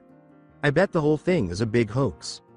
"Yeah, with cheesy name like Devil's Pentagram it has to be," Kana agreed. Ursa asked abruptly, "What was that?" "What was what?" Kana asked. A slight hissing sound was heard for a moment before it abruptly stopped. "That. It's probably the engine cooling itself off. I have been pushing it hard this trip," said Naruto. His words were ignored when something unexpectedly crashed into the ship's bow, almost tipping it over. Once everyone had recovered from the impact, they all turned to see a big, dark shadow slowly circling the water's surface. As whatever was beneath the surface began to show itself, Ursa deadpanned, "I don't think that is the engine." When it raised its head above the water, it initially looked like a huge purple sea snake. However, it soon had a huge winged torso and another head on each side. Virgil moaned, "Well, this is fucking perfect, a baby Hydra." With disbelief, Naruto questioned, "This thing is a baby?" Virgil answered, "Matter of factly, of course. A fully mature Hydra has at least 9 heads." With a menacing gleam, the 3-headed sea serpent gazed down at the ship and its occupants. Abruptly, the jaws of the left and right heads widened, the left releasing a cloud of toxic gas, and the right a huge horde of smaller serpents that stretched out and interconnected like rope threads. The serpents encircled the ship's bow and began pulling it in toward the dense fog. The 3 mages then sprang into action. To counter the poison gas, Naruto, still wearing his torrent armor, produced his own dense mist. He created a Water Slayer style Water Dragon bullet by binding the poison to the water in his mist and aiming it straight at the head where the poison was released. Urza swiftly put on her black wing armor, jumped high into the air, and directed her energy into her blade, slashing violently to release a massive wave of energy in the shape of a crescent. The wave continued until it sliced off the right head of the Hydra, tearing through the horde of serpents that the right head had unleashed. Summoned lightning! Kana exclaimed, combining her cards of heaven, reverse death, and mountains to send out 3 green lightning bolts that struck the Hydra's center head. She was shocked to learn that the attack caused little to no damage. The water construct collapsed as the Hydra's left head, which had been battling Naruto's Water Dragon bullet, suddenly flashed its sharp teeth and bit down into it. Urza was shocked to see 2 more heads grow in its place as she watched the head she had just severed sink into the deep water below. Dark clouds rolled in, and thunder began to boom overhead. As the raindrops began to fall, Kana moaned, and now the weather is getting shitty again, terrific. Naruto muttered absently, yeah it is. As an idea suddenly came to him. Shitty weather is terrific. Kana, you and the old geezer take cover inside. Urza, give me some cover, I'm about to try something new. Immersed in a radiance of light blue energy, Naruto let go of the armor of the torrent and positioned himself in a meditative pose. Urza, in the meantime, had transformed from her black wing armor to her Heaven's Wheel armor and was pelting the triple-headed sea serpent with a never-ending barrage of blades. In an attempt to defend itself, the creature violently thrashed around in the water. By decapitating 2 more heads, Urza unintentionally caused too much damage, which led it to regenerate another pair of heads, increasing the total to 6. With its fangs bared, one of the new heads, which appeared to have the capacity to extend its neck indefinitely, headed straight for the ship. The remaining Naruto clones on the ship swarmed the serpent head and kicked it back where it originated at the same time before Urza could counter. The clones all grunted, "Hhuu. Ah," as they collectively applied the boot to the head. They all scattered into smoke before they could begin to celebrate a job well done. Urza's eyes opened, both glowing with power, and he turned back to the original Naruto, the blue energy pulsing around him. Naruto exclaimed, "Shadow secret technique. Dual prism," as a duplicate of himself appeared from his own body and took up residence beside him. Urza twitched an eyebrow and deadpanned, "You wasted all that time to make a clone." Both Narutos declared, "It's more than a shadow clone, it's a legitimate copy."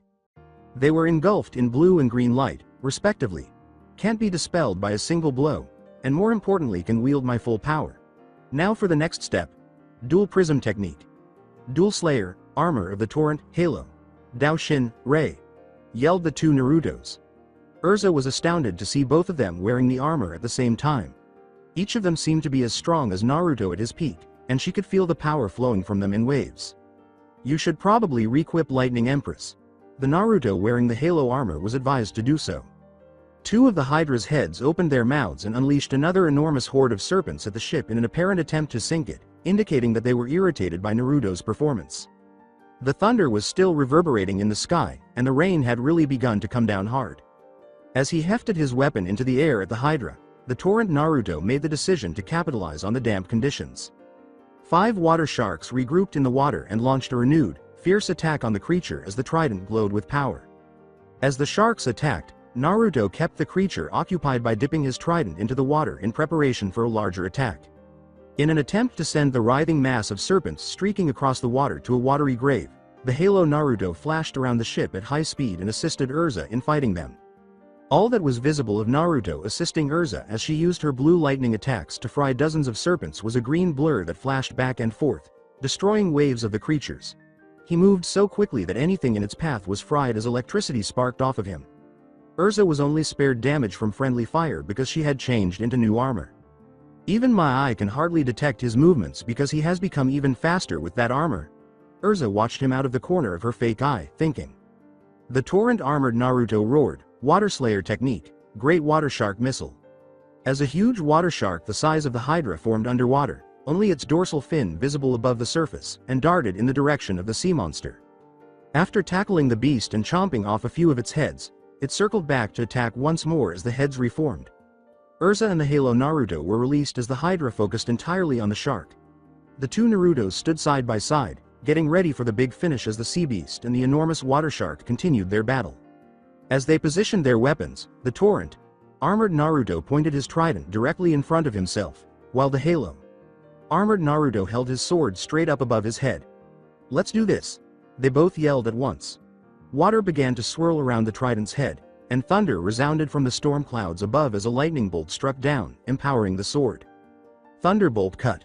Super Wave Smasher. Slayer Combination Technique, Dragon Storm Cannon.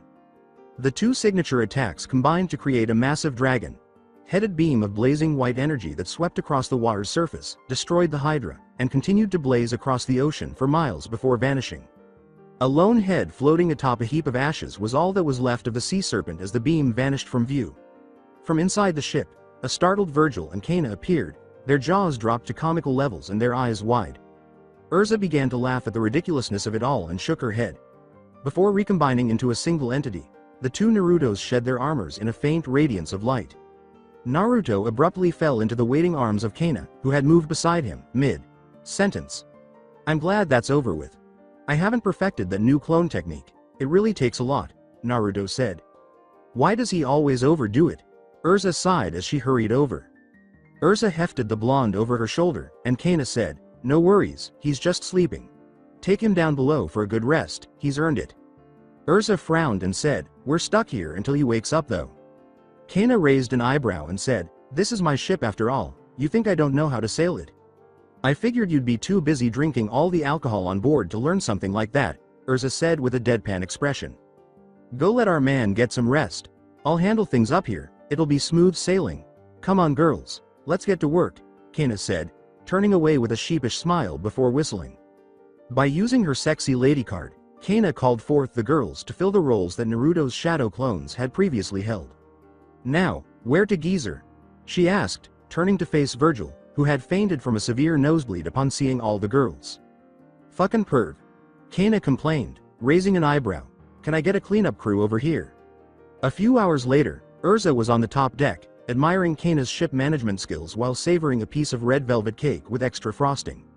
She told the brunette that she was better than their blonde boyfriend in some ways and was a little taken aback by how well Kana managed things. The redhead chose to go below deck and see how Naruto was doing before enjoying another piece of cake because, for no apparent reason, Kana's summoned sexy ladies started singing. Urza reasoned that since Naruto's clones frequently did the same thing, it must have something to do with working aboard a ship. Despite all the noise from above, the blonde was still sound asleep when she went down into the captain's quarters. They had long learned that Naruto slept a lot and that his dreams could only be broken by a full force punch to the head. She considered taking a quick nap with him herself, but Naruto abruptly changed her mind after rolling onto his back. With the blanket on top of him, the blonde ninja's cock seemed to be attempting to pitch a tent through his underwear, suggesting that he was having a pleasant dream. While he was asleep, Naruto muttered, "Lick it more, Mira-chan." Urza licked her lips unconsciously and muttered, "Perhaps, I should make you pay for that." Since Virgil joined the crew, they had been in constant motion, unable to anchor and repeat their nightly routines from the first day of their journey. She had a suspicion that a few days prior, the Kana and Naruto had slipped away to have some fun of their own in the kitchens, but she hadn't given herself the same chance because she was still ignoring Naruto. She didn't want to waste this chance, though, since her blonde lover was now lying there soundly asleep and flying his dick at full mast. After hastily taking off her casual armor, she walked over to the bed. Pulling back Naruto's boxers to reveal her prize, she crouched herself directly on top of his thighs after slipping beneath the covers. The ship abruptly lurched, knocking her off the bed and onto the floor, face down, before she could begin. Urza complained as she got back up and walked back toward the bed, saying, "I take back what I said earlier, Kana."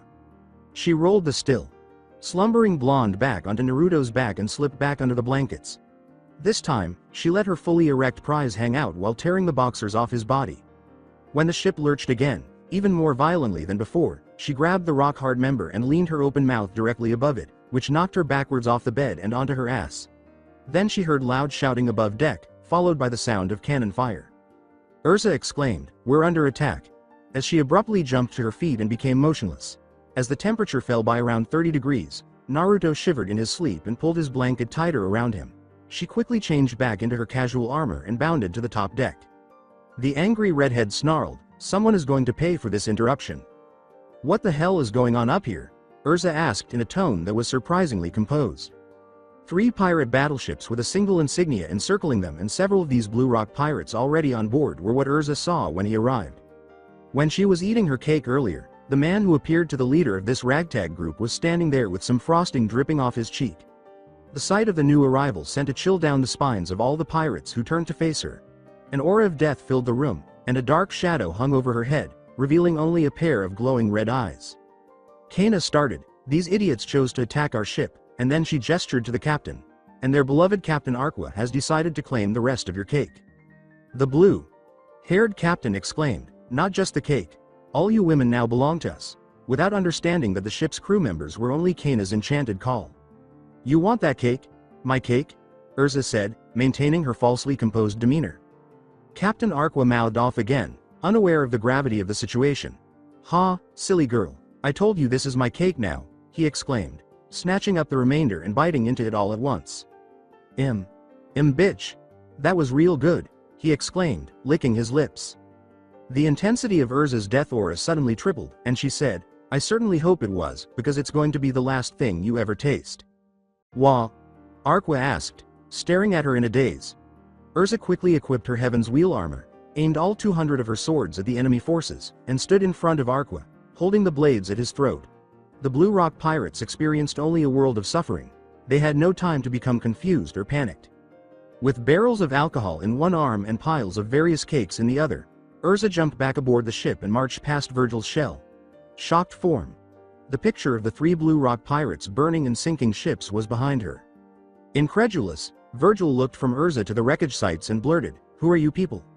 "We're Fairy Tale." Kana shrugged, as though that clarified everything. Then, as she passed Urza, she grabbed a barrel of rum out of her arms. After a brief pause, the redhead said, "I hope there won't be any more disruptions." "Yeah, no more interruptions to your nap time," the brunette said, noticing the redhead's tone and realizing she didn't need to add the cake incentive earlier. As she marched down below deck, Urza grunted in agreement. "Naruto might be better off sleeping through this one," Kana said, shaking her head. "All that from waking her up from a nap?" Virgil, frustrated, cried. "Yeah." Kana snorted, suppressing a laugh at the sight of all those men fleeing the ship and escaping for their lives, as well as the true cause of Urza's rage. In their crammed safety boats, the whole Blue Rock pirate crew kept frantically paddling as far away from Urza as they could. After receiving some medical attention, Arqua sat in the center of the headboat. The man beside him, who was paddling as if his life depended on it, grumbled, "What now, Captain?" After giving the idiot a long look, Arqua grunted as he kicked him overboard and then growled from the back of his throat as he attempted to tear out his hair in exasperation. He would have swore, but Urza had severed his tongue and flung it into the sea from the tip of her blade. Naruto was completely recovered, rested, and back at the helm of the ship by the following morning, grinning broadly. Now that they were aiming for Galuna Island, Naruto was about to order his clones to get ready to dock when Virgil said something that caused him to hesitate.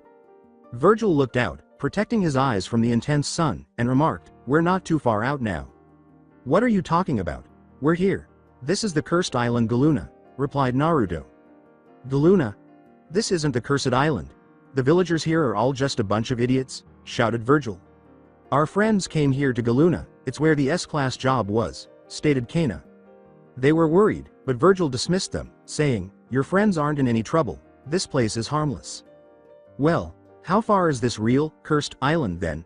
asked Naruto, emphasizing the word, cursed, with a finger quote. "A few notches south of Galuna. As soon as you get over the horizon from here, it's 2 clicks away," replied Virgil. "Fine, Urza, you can handle business here. After you rip Natsu, Happy, Gray, and Lucy a new one, you'll probably end up finishing the job yourself. We'll handle this other island and pick you up on the way back. I doubt it will be anything approaching S-class, since no one has made a report of it or request for it," said Naruto. Before kissing his cheek and jumping off the ship's ledge and landing on the sandy shores, she whispered to him, "I'm glad you came around to my way of thinking." To gather her thoughts, the redhead closed her eyes and inhaled deeply. As she raced across the land to find her stray companions, an aura of death enveloped her the moment she opened them. In other parts of the island, Natsu, Gray, Lucy, and Happy all experienced an unplanned chill of terror. With great speed and low altitude, Naruto swooped in, barely above the water, leaving a massive wake in his wake. Naruto's enhanced senses detected a familiar magical signature at the location they were approaching shortly after they left Galiluna Island. As soon as the subtle odor of the taint of dark magic filled his nostrils, it became clear why this person was in the area. After all, it appeared that Virgil had been correct about a cursed island. Naruto quickly assessed the situation and gave Kana the order to turn the ship around, catch up to Urza, and avoid waiting up for him. Kana said firmly, "I'm not going to let you go off on some wild goose chase with no backup. In this case, I am the backup. The old guy is already there. If I'm lucky, I'll get there before he's done," replied Naruto. Kana gave him an owlish blink and said, "Oh." Before removing the Strata's armor and launching himself into the air, he kissed her on the lips. Kana was taken completely by surprise to learn that the old guy was present. Even Urza would find it difficult to keep up with those two, the brunette said, shaking her head with a knowing expression. In any case, I assumed he was meant to be on some epic, protracted mission. Naruto unwrapped his armor and made a dozen shadow clones as the island came into view. The clones changed into a flock of birds in midair and dispersed as they got closer to the island. Dropping to the water, Naruto ran the rest of the way across the sea until he came to land. Naruto noticed a tiny docking area that looked like it had just been cleared as he landed. There was an empty beach area to the left of the dock. A light gray mist had settled in among the forest just past the island's sandy beach, making it challenging to see far away. Naruto looked at the trees just past the sandy shores and thought, well, that's odd. The leaves on the different branches had turned color, though it was totally out of season for such a thing. Red, yellow, and brown leaves littered the ground, giving the impression that it was fall. As he started to jump through the trees, Naruto muttered, "I'll worry about that later." He kept moving quickly for a few minutes until he came to a pause in the trees. He discovered a broad dirt path that divided the woods in two. He swiftly turned and headed to the left after one of his clones dispelled. Keeping parallel to the path for a few kilometers, he jumped through the trees and then stopped.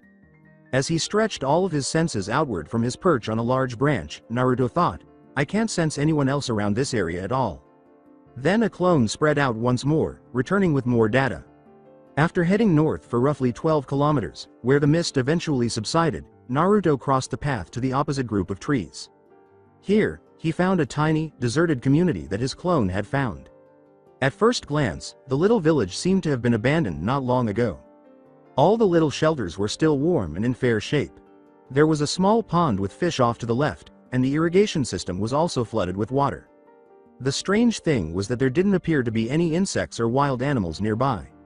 But Naruto knew better than to take anything at face value because the smell of the dark taint was much stronger now than it had been before. The fact that the evil presence appeared to be ingrained in the island itself was more concerning. The vegetation that was still visible was mutated, discolored, and probably unhealthy. It appeared that the inhabitants had already harvested anything usable before they left. Naruto opened his nostrils in an attempt to detect any residual smells in the vicinity. A faint smell of pocky and cheap cologne lingered, and it led off to the east. As he followed the scent, Naruto returned to the skies and equipped into the Strata armor, gaining an aerial view. From above, he could see that the trees appeared increasingly lifeless the farther he got out. The trees at the forest's edge had petrified into dark stone by the time he arrived at the hills covered in golden grass. It appeared as though the land itself had died because the soil surrounding these trees had dried up. Naruto followed the scent down a stream that led to the waterfall at the foot of a massive rock formation after crossing the golden brown hills. There was a sizable land outcropping to the right of the waterfall. The tall, orange-haired man who was pacing back and forth in front of a massive oak tree was the person Naruto was searching for. "Yo, old man!" Naruto exclaimed. Gildarts was so unaware of everything except the papers in his hands that he didn't even acknowledge his presence. He kept moving back and forth while muttering to himself. As he landed, Naruto changed back into his typical battle clothes and approached Gildarts, who continued to appear utterly unaware of his surroundings. Gildarts simply swatted at him in frustration, a move that would have severed Naruto's head if he hadn't been able to dodge out of the way. A skill he rapidly acquired while battling the older mage who was distracted. "Hey, watch it!" Naruto snarled in frustration. "Oh, hey Naruto!" Gildarts exclaimed as he abruptly became aware of his surroundings, seemingly bringing him back to reality. Then he returned his attention to the papers. Naruto looked over his shoulder to see what he was reading, but all he saw was a piece of paper with strange drawings and symbols on it. At a loss for words, Naruto started, "So, huh?" Gildarts asked, turning back to face him. "Hey, long time no see. Yeah, it has been a while, hasn't it? How you been?" "Pretty good. How about you?" "Getting into trouble and blasting my way out of it, you know the usual." How's the guild? Surprisingly still standing, you should stop by more often, said Naruto. Gildarts nodded as though in agreement, saying, yeah, I think that about covers it. Pocky? He asked, reaching into his frayed jacket and removing a box of Pocky. He briefly gave him a deadpan expression before bursting into, are you going to explain what you're doing out here, standing in front what has got to be the biggest damn tree in world, on some completely random cursed island, reading gibberish, smack dab in the middle of absolutely nowhere. After giving him a blank stare, Gildarts said, oh, yeah, that would probably be a good idea, as if his brain were starting to churn once more. Still as absent-minded as ever, Naruto thought, snorting in frustration. Gildarts merely replied, I owed someone a favor, as though that clarified everything. And? Naruto inquired, seeking clarification. I ran into a little trouble on that mission I left on. An old friend saved my ass, so I return. I'm doing this for her. This is one of her home village's 2 islands. They migrate back and forth between the 2 islands depending on the season. Sometime during a time where they vacated the island years ago, someone used it to hide some sort of dark artifact. At first it wasn't noticeable, but as you can probably see, over the years dark magic has had an adverse effect on the land. She and her grandfather have done most of the legwork in figuring out how to get to it. I'm just here for the smash and grab, stated Gildarts. Naruto inquired, what do you mean by legwork? There's some sort of code. She encountered a similar job to what has happened here in another place. To reach the artifact, you have to pass through some type of strange maze-like temple. The passageways and doors are sealed by the strange symbols and glyphs, and you need to activate the right ones in the right pattern in order to unseal the doors. This is on top the expected death traps, replied Gildarts. Sounds like fun, Naruto said. Gildarts asked himself, what are you doing here anyway, at last? Some senile old man ranting and raving about a cursed island. Turns out it was cursed, just not in the way he said it was, replied Naruto. Gildarts looked at him blankly and said, what? Natsu stole an S-class job, and went off on it with some other non-S-class mages. Urza came out here to rip them all a new one. They're on another island not too far away. I sensed you and sniffed out the dark stank, decided to come and see if it was worth my while, explained Naruto. Poor Natsu, Gildarts said. By shrugging, Naruto said, meh, Urza just likes to mother hen him. Naruto asked, so what are you doing right now? With a frown, Gildarts said, looking for the entrance to a hidden tunnel. The key is supposed to be this tree. As he was pulled back into the papers he was holding, Gildarts kept pacing around the room, thinking. He was going crazy because it felt like he was missing the final piece of the puzzle. In an attempt to locate whatever it was that he was missing, he took out the map and the text once more and went over it for what felt like the 100th time. Even though Naruto had no idea what he was looking for, he decided to look around the area to see if his companion had missed anything. The blonde discovered nothing unusual, as he had anticipated. Naruto quickly grew tired of the whole situation and tried to pass the time by practicing his weaponry's target. About 3/4 of the way up, he spotted a knot covered in moss in the tree's trunk. He pulled out a couple shuriken and aimed. To his surprise, the bladed stars were unable to embed themselves in the tree and instead just bounced off his target. Gildarts briefly looked up at the spot where they had struck, then rolled his eyes and resumed his work. Naruto, who was a little irritated, pulled out a few more shuriken and gave his throws more oomph this time. But he received the exact same outcome in return. He whispered, what the hell? To himself. All right, no more fooling around. This time, he used a kunai to aim for his bull's eye in the middle of the knot and then fired. The bark was not even scratched by the knife. Naruto asked, you sure this is a real tree? Not some big fake metal replica? The snort from Gildarts said, I'm surprised you even know what a replica is. After giving him a death glare, Naruto returned his focus to the tree. Before Naruto called forth a dozen shadow clones and they all threw a volley of weapons at the tree. Everything was quiet. Like their predecessors, these weapons soon fell to the ground ineffectively after clanging off the apparently impenetrable bark. Gildarts reasoned that Naruto's forehead bulging vein twitched so violently that he was lucky not to have an aneurysm. That's it, I've had it. This tree is going down, Naruto yelled, gesturing for the tree to fall. Before realizing that Naruto had equipped the armor of the Strata and was aiming the armor's final move at the tree, Gildarts began rolling along the ground in laughter at the ridiculousness of the whole situation. He screamed at Naruto, no don't, but it was too late. Naruto roared, eat this! Arrow shockwave, as he launched the assault. The tree's knot was struck squarely by the supercharged blast of wind magic, causing an explosion as it struck. As the smoke cleared, Gildarts's horrified gaze on the smoking tree quickly changed to one of shock.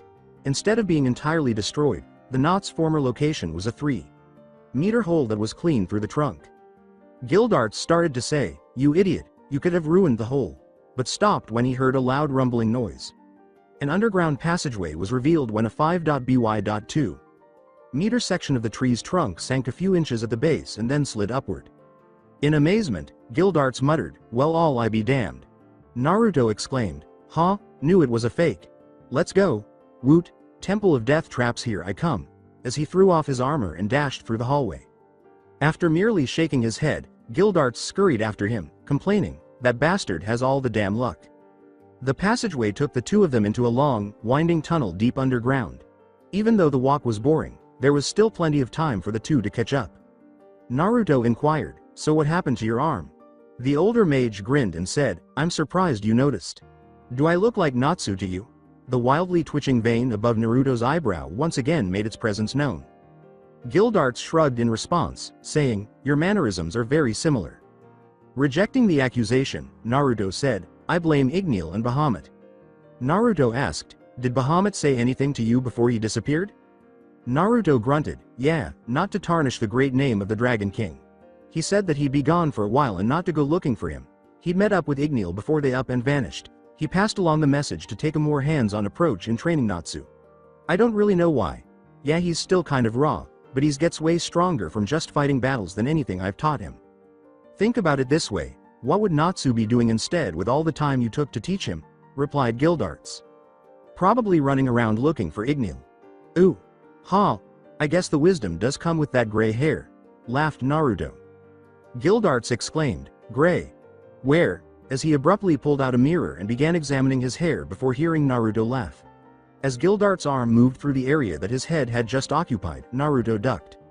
He complained, "Watch it," Naruto said. "Last time you smacked me in the back of the head, you forgot to turn off that crazy magic of yours. I was in the hospital for a week." "Did I? My bad." Gildarts shrugged. "You didn't forget. You did it on purpose," Naruto said, his eyes widening with comprehension. "And I was paid handsomely for that job," smiled Gildarts. Then he abruptly changed the topic, saying, "To answer your earlier question, I lost my arm when I fought a black dragon." It seems that he was unaware that the entire guild cast an S-class to put him in the hospital for a week as payback for his antics. In a witty reply, Naruto asked, "Wha?" Gildarts pulled back a portion of his jacket to show even more damage to his body, adding, "I lost more than my arm too. Lost an arm, a leg, and half my liver. That's why I asked you about Bahamut." Naruto muttered, trying to figure out why a dragon would try to kill you. Maybe he was hungry? Gildarts perspired, thinking, perhaps Natsu inherits it from him. Before Naruto could think of any more absurd explanations for why the dragon had attacked him, Gildarts shifted the conversation once more. "So did you and that crazy Mirajane ever get together? Or was it the redhead that was always following you around?" Gildarts asked. "Which redhead?" Naruto grinned as he thought, "I'm with Mirajane." Gildarts began, "Nice," but Naruto interrupted him. Naruto grinned as he concluded, "And Urza and Q and Kana too." Whoa, hold on a minute. I know I've been gone for a while, but you're with 4 girls?" Gildarts said, stopping in his tracks. With a smug expression, Naruto nodded and said, "Yup." With a disbelieving expression on his face, Gildarts asked, "And they all know about each other?" "Yup." Naruto nodded once more. At Naruto's feet, Gildarts fell to his knees and prayed, "Teach me, O wise and omniscient master. Show this wayward soul the ways of enlightenment." "Huh. You know, Master did the same exact thing when he found out. You really are getting old," said Naruto. "I am not that old," Gildarts shot back, irritated. He gave him a shoulder pat. "Sorry to break it to you, senpai, but most of the guild doesn't even refer to you by name. They just call you, that old guy. Even I had to switch the master from old man to Gramps. Besides, I bet you've been playing that wise.old mentor card with some kids to hook up with some MILFs." With a deep laugh, the orange-haired mage said, "You have no idea." The tunnel eventually came to an end, bringing them to the entrance of what Naruto aptly referred to as the underground Temple of Doom. The entrance was adorned with exquisite statues of gargoyle-like creatures. The door was covered in hundreds of tiny hieroglyphic symbols, while the outer walls of the doorway were adorned with larger versions. Guildarts quickly activated the 8 symbols on the door to grant them entry to their grand adventure, finally reaching a point where the work had already been completed for them. As a result, there were a plethora of obstacles that one might encounter in an early Indiana Jones film, including puzzles, death pits, dead ends, cave-ins, and more. Naruto and Guildarts were able to survive the Temple of Doom, largely unharmed by skill, cunning, luck, brute force, and primarily by sending shadow clones off to their deaths by the dozens. Somewhere after avoiding Ceiling of Doom number 5 and Bottomless Pit number 12. As Guildarts stepped forward, the stone beneath his foot abruptly sank into the earth. A trap began to activate, and the whole room began to tremble violently. 2 stone golems guarding the next doorway came to life, their eyes glowing.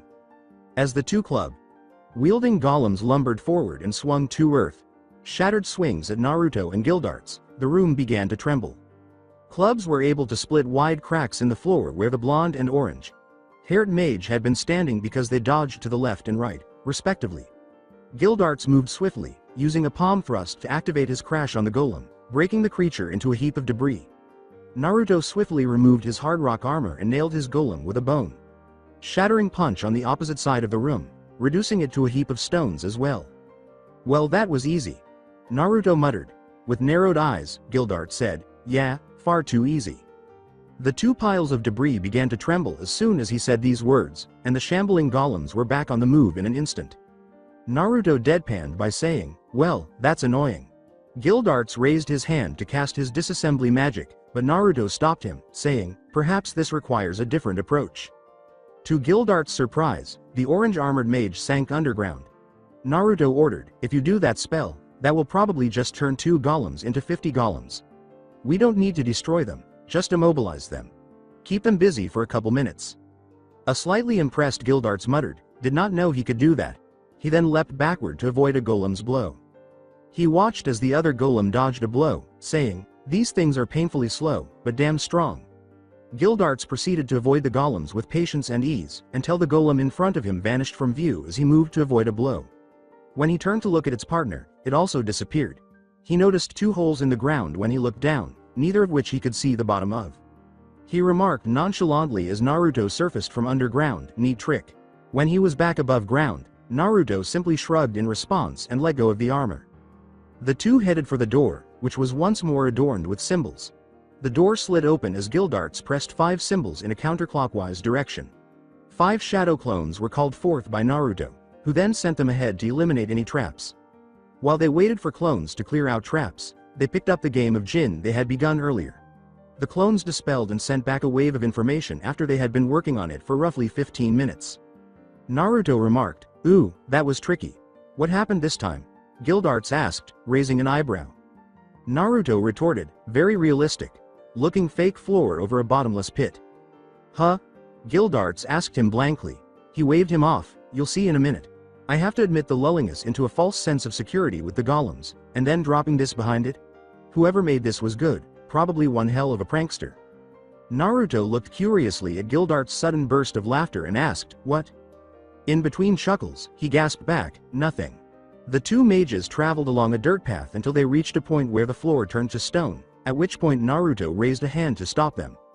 Naruto made a dozen shadow clones and sent them out on the stone path, saying, "Watch." To put it mildly, the outcomes were strange. On their first step, 2 clones sank through the floor, but others advanced farther. Before he fell through the floor, one who had started in a dead sprint reached about halfway. In an attempt to be clever, another clone cautiously followed a path where he had witnessed his brethren walk safely before meeting the same end on what should have been a safe spot. Guildarts laughed as he heard the cries of the different clones falling to their deaths. "This fucking SUUUCKKKKKKKKKKKKSSSSS. Screw you BOSSSSSSSSS. I love Mira. Chan's BOOBBBBBIESSSSSS." The remaining clones attempted long distance ninja style leaps in spite of the low ceiling. Due to a miscalculation, a couple died after bouncing off the ceiling at an unsafe angle. Others simply fell into oblivion because they weren't elevated enough. One made the perfect leap and appeared to land safely, but as he tried to make his second leap, the floor gave way at the last second. "This is one tricky illusion." It's safe to say it's impossible to walk across this floor safely, said Gildarts. As he considered the issue, Naruto muttered, yeah, the floor. The proverbial light bulb went off for them both after a few moments of silence. They both exclaimed, to hell with the floor, at the same time. They both nodded to each other before turning and moving over the death trap and up the walls until they were standing on the ceiling. Naruto remarked nonchalantly, you know, I didn't even know that you could do this. Shrugged. After seeing you run up the sides of walls and whatnot to escape the wrath of Mira when you were younger, I figured it'd be a useful skill to have. Yeah. Naruto abruptly developed a distant, glassy expression in his eye that Gildarts was all too familiar with. So how was it? Gildarts asked, smiling. How was what? Naruto answered. Gildarts said with a knowing expression, I know that look. You've done it upside down on a ceiling with Mirajane. The words, when you said it would be a useful skill, you meant, suddenly burst from Naruto's mind. Yep. Gildarts said, laughing heartily. Naruto complained, aw man, I thought I was the first. Gildarts took out a copy of Icha Icha and said, no worries, this book even taught me a few new moves. I'm sure you have a few originals. Despite popular opinion, that book is not about me. Nor is it written by me, Naruto said, suppressing a laugh. Yeah right. I'm serious. Well, if not you, then who? Lasana. Bullshit. It's true, sweet little Lasana. She hasn't been sweet little Lasana for a while now, asked Natsu. Huh. Way to go Natsu. Yeah. Then he understood the significance of the book he was holding and exclaimed, oh man. Way to go Natsu. Yep. Well I do take some credit, as you know sisters do talk, and I am a few years older. Naruto, Gildarts began to chuckle, you do realize then that indirectly, this book is about you. Naruto cursed, damn it. They moved to the next door with ease, and when they got to the platform on the other side of the trapdoor, they dropped down from the ceiling. But this time, when Gildarts used the glyphs, the two had to jump to the side back because the door in front of them opened simultaneously with a trapdoor that was made of several tiles on the platform below. Well, this is new. Gildarts muttered. Naruto thought, what? It's just another trap. Gildarts answered, yeah, but which one is the trap? Naruto scratched his chin and thought, well, any reasonable person would skip the trapdoor and keep going forward, but the trapdoor was very obvious. Anyone would have dodged it on reflex alone. Which means we should probably take the trapdoor. Gildarts said, exactly, but we should make sure. Naruto sent out another group of clones and said, right. Only a minute and a half later, Naruto abruptly went pale after receiving the clones' feedback. What happened? Gildarts inquired. Dead end, everything went dark, and then they were all crushed to death by spikes. Murmured Naruto. One clone only barely managed to dispel himself before death by giant spike to the crotch. They fell into a different kind of trap after the tunnel slid out of the trapdoor. With their arms folded across their chests, the light-haired pair stood back to back, taking in the sights before them. An army of faceless shadow soldiers in dark blue shinobi like uniforms stood on Naruto's side. They were ready to attack, armed to the teeth with weapons from wall to wall. Two shadow giants with no faces and muscles that appeared to have been boosted by steroids loomed on Gildarts' side. Compared to the larger mage, they were more than twice as big. Gildarts declared, well, it looks like they got us surrounded. Naruto casually replied, that they do. The older mage asked, your choice, the army or the big guys? I always say, the more the merrier. Naruto replied with a smile. With your love life, I can see that, Gildarts said with a laugh. In order to give himself some space, Naruto jumped high and straight into the air while forming a well-known cross-shaped hand seal. Taju Kage Bushin no Jutsu. A horde of clones rained down on the gathered shadow warriors brandishing Rasengans, bow, staffs, spears, katanas, kunai, or Fuma shuriken. As he fell to the ground, the original Naruto, brandishing a spear, muttered to himself, and here we. Everything around him seemed to be moving slowly. Boom. A suicidal clone added explosive tags to himself in an attempt to start the party. Naruto shouted, go, as he disarmed the warrior in front of him who was brandishing a katana. As he proceeded to the next one, the decapitated warrior dropped to the ground after a single swift swipe. Naruto was beginning to feel the effects after quickly eliminating 3 more. When he quickly dispatched 5 more warriors, the blonde moved with both ferocity and accuracy. Show no mercy, yelled Naruto as he impaled the head of another soldier on his spear, causing it to fall. Who? Raw. The clones hurried back, with guild arts. Guild arts dove at the nearest shadow giant as soon as Naruto jumped into the air, shoulder tackling him into the other one in the process.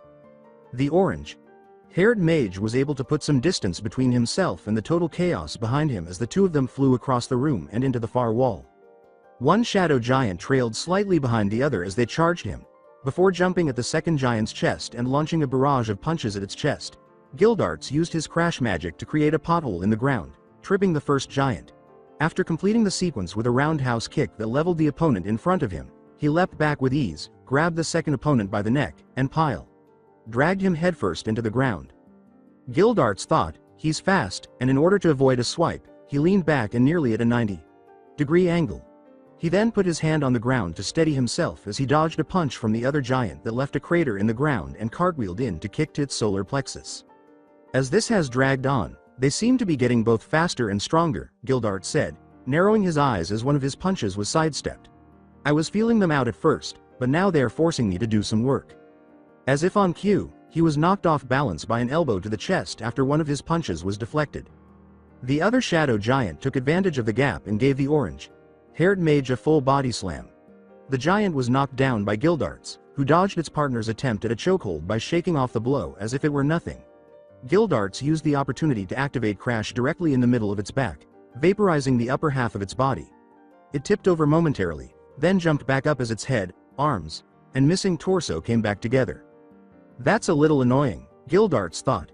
He abruptly swerved to the left, avoiding Naruto as he was flying through the air while he was using a sword to decapitate two shadow soldiers. Gildarts inquired, "You having any luck with these guys? They aren't difficult to fight, it's just I can't figure out how to destroy them." Naruto grumbled. "Except for this one time after they got caught in an explosion, every time we destroy them they just regenerate a minute or two later. We tried blowing them up, but it hasn't been that effective." Explosion. That is all. Gildarts shook his head at his own failure to see it sooner. They're shadow warriors. Their weakness is obviously going to be light. Your explosion made it bright enough momentarily to weaken them enough to be destroyed. One long bright flash of light will probably vaporize them completely. He answered, "Long bright flash? We've got it covered," and put an end to it. Of course it was a clone. Gildarts muttered. The original Naruto and a few clones removed some tags during the battle, wrapped them around kunai, and threw them into the ceiling. After 8 knives were stabbed in a circle into the stone, their tags came off a few seconds later. The army of Naruto exclaimed, "Let there be light," as all of the flash tags sounded at once. Naruto, the clones, and Gildarts all closed their eyes as a dazzling white light filled the room. Under the light, all of the shadow beings vanished into thin air. Naruto threw his clones aside after the battle was over. At the sound of the next room's door opening, he and Gildarts turned. With no more games or traps to worry about, they marched forward. They had arrived at the temple shrine room, their intended destination. The two shared a fleeting sense of satisfaction at having finally arrived at the end of their journey. The path to an illuminated platform was marked by several large columns. Although this shrine room looked artistic, the illuminated platform on the back wall was a source of a foul stench. Gildarts held his shirt over his nose and grumbled, "What is that damn smell?" "Pages, you. All this time I thought it was the taint of dark magic, but it's just a horrible stank. Like someone farted in a barrel of rotten eggs and dead fish. Maybe that's the power of the dark artifact," laughed Naruto. "To stink bomb you into submission." Gildarts rolled his eyes and muttered, "Then maybe you should be considered a dark artifact. You almost gave the guild a perma-stank with your damn pranks." With a longing sigh, Naruto said, "Good times." They discovered a complex shrine with torches and other items arranged around a 3-foot statue that was fixed to the wall as they arrived at the platform directly in front of the far wall, which also happened to be the location where the stench was strongest.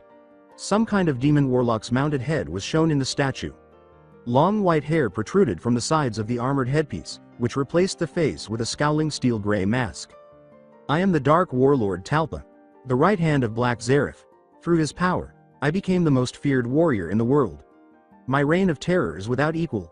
Bow down before me, and I may show you the true meaning of darkness." The statue's eyes glowed red as the two walked forward for a closer look. The voice was booming and had a dark edge. Naruto blurted, "Did that statue just talk?" Gildarts mumbled, just as she expected. He was holding his friend's notes again. Another one of the dark artifacts of Zareth. "At least it's more badass than that lullaby thing," snorted Naruto. Gildarts laughed and said, "Yeah, I heard about you guys putting a stop to that flute thing. Do not ignore me, Talpa yelled. As the door to the last room abruptly slammed shut and multiple columns dropped from the ceiling to obstruct the path back to the door, his eyes glowed even brighter. Interestingly, they all thudded simultaneously, making the sound, dun, da, da, dun, dun, which caused Gildarts and Naruto to yell, 2 bits. Talpa yelled, fools, submit to me now or face my wrath. Snorted Naruto, fat chance. You're nothing more than a statue now. You and your master are nothing more than relics of the past. In order to improve their situation, Gildarts took the initiative. He dismissed it as a relic that shall easily be exorcised. Your years of being sealed away have reduced the strength of your magic to no more than that of a child mage. Naruto went on to say, I think he's even weaker than that lullaby monster. Talpa yelled, then perhaps your magic shall be my gateway back to this world, as the statue began to tremble. The elder mage could only watch in horror as the black smoke began to pour out of the statue's mouth and coil around Naruto like a snake after Naruto abruptly replaced himself with Gildarts. Naruto let out a cry of agony as the black smoke lifted him off the ground and squeezed his chest. The black smoke began pouring into his body as soon as his mouth opened. Gildarts swore at himself for being unprepared. Though he should have known better, his friend had warned that the source of the dark magic posed a different kind of threat. The smoke poured down his throat, attacking his body from the inside out, and the older mage could do nothing to help his young friend. Naruto struggled against the black smoke at first, but then his body went limp and all of his eyes turned black like the dark smoke. Naruto fell back to the ground as the smoke had completely filled his body. His head was lowered to the floor, and his body stooped until it began to shake. With a perplexed expression, Gildarts watched as his friend began to laugh dully. As Naruto whipped his head upward, the laughter quickly turned into full-fledged maniacal laughter. Naruto, Talpa yelled, finally, I have regained a body after all these years. Talpa has returned. The voice emanating from the body that was possessed sounded like a combination of the two. The possessed Naruto roared, "Huu! Ah!" as a dark column of magical energy engulfed his body. Gildarts protected his eyes from the flying debris and braced himself for the shockwaves that came from the energy release. Gildarts whispered, man, he's even stronger than I expected him to be. When the energy subsided, Naruto appeared wearing armor that Gildarts had never seen before. The dark green armor had a reddish, orange chest plate and spiked shoulder pads. The armor had 4 katanas fastened to the waist and 2 mounted on the back. The 2 on the back had a unique hilt and pommel design that resembled snakes, and each had a gold hilt. Behind the silver faceplate of his helmet, the possessed Naruto gazed down Gildarts with glowing eyes while black lightning crackled around his body. Gildarts murmured, a little perplexed, this is new. The Talpa. Possessed Naruto roared.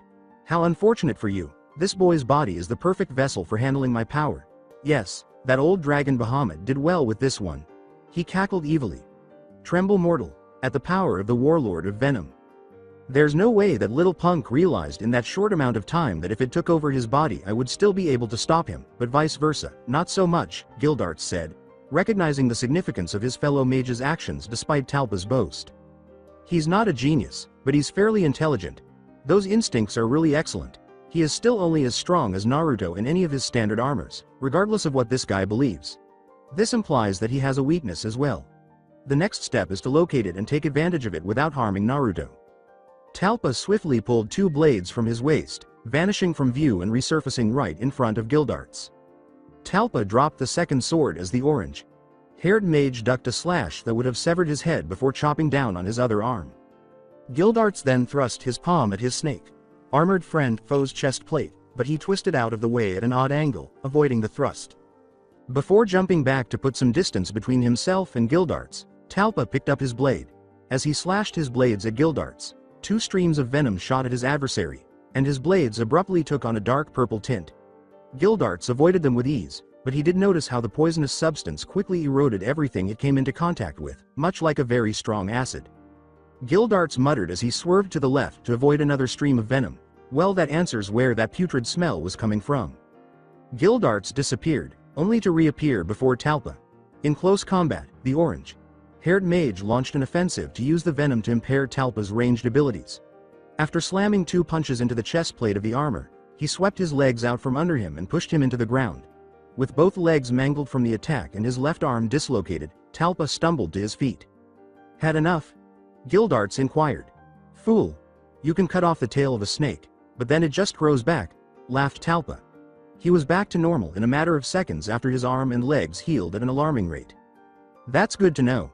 Now that I don't have to worry about any permanent damage, there's no need for me to hold back anymore, Gildart said with a cunning smile as his magical aura began to gather around him. Talpa took the 2 blades from his waist and threw them forward, where they transformed into 2 king cobras the size of elephants in midair. Gildarts jumped over the first snake's attempt at a diving bite and gave it a roundhouse kick to the back as the enormous hissing snakes darted forward at a high speed. The snake slammed into a wall with ferocity after flying across the ground. The entire wall had enormous cracks from the force of the collision. Gildarts escaped the corrosive attack and the snake's attempt to use its tail to bind the S-class mage as the second snake sprayed Gildarts with a stream of poison. As soon as the cobra recovered, Gildarts flipped the script on it, grabbed it by the tail, spun it around quickly in a circle, and slammed it into the first snake. Unsheathing 2 more blades, Talpa jumped into the battle and used a spinning slash to cut Gildarts in half at the waist. Gildarts attempted to sweep Talpa's feet out from under him by bending backward at an almost impossible angle to avoid the attack. To keep from tripping and putting some distance between them, the armored warlord flipped his back and stabbed the ground with his blade. Nothing happened for a moment, but then the Gildarts heard a rumbling sound from below, and he jumped high in the air to avoid a venomous blast that sprang up through the stone floor like a geyser. Gildarts caught the double slash with his left arm as Talpa tried to sneak attack from his blind spot. Talpa growled, "Ah! What is this?" as Gildarts used his left forearm to block a subsequent blow. Gildarts smiled and said, "This arm isn't my real arm." "That's my real arm," exclaimed Gildarts after he nailed him in the chin with a right-handed uppercut that sent Talpa skyward. As Talpa reached the peak of his flight, Gildarts suddenly materialized in front of him and used his left arm to deliver an armor-cracking punch that sent Talpa flying back towards the ground, where he crashed violently and was buried beneath tons of debris and rubble. At the scene below, the orange-haired mage grinned and said, "That's my new arm. Any questions?" As the armored dark warrior rose from the earth, the debris and rubble that had accumulated on top of Talpa corroded away into dust. He gazed at Gildarts, whose red eyes were so bright that, when paired with the silver faceplate, it was hard to identify the face as Naruto's. "You are quite formidable. Join me and I will make you a general in Zarif's army and grant you a taste of power unlike anything that you've ever experienced," said Talpa. "Huh? What were we talking about?" Gildarts muttered to himself as he scribbled notes on a map he had suddenly pulled out, not even listening. Talpa growled at him, "Fool! Witness the true might of my power. Come forth, spirits of the netherworld. Lend me your power. Dynasty shoulders arise and serve your master." In the air above Talpa, dozens of apparition-like beings shimmered into existence. Each wore elaborate red necklaces around their necks and was clothed in violet priestly ceremonial robes. They had no legs, and a ghost tail formed beneath their torso. The dynasty warriors that emerged from the earth looked like shadow soldiers wearing armor that matched Naruto's own in terms of color and design.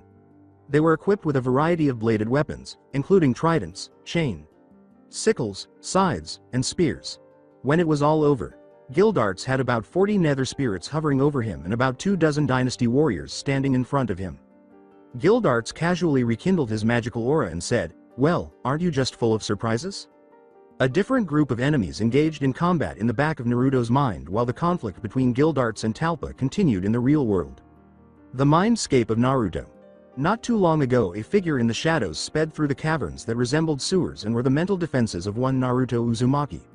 "Where are you? You can't hide forever," he cried.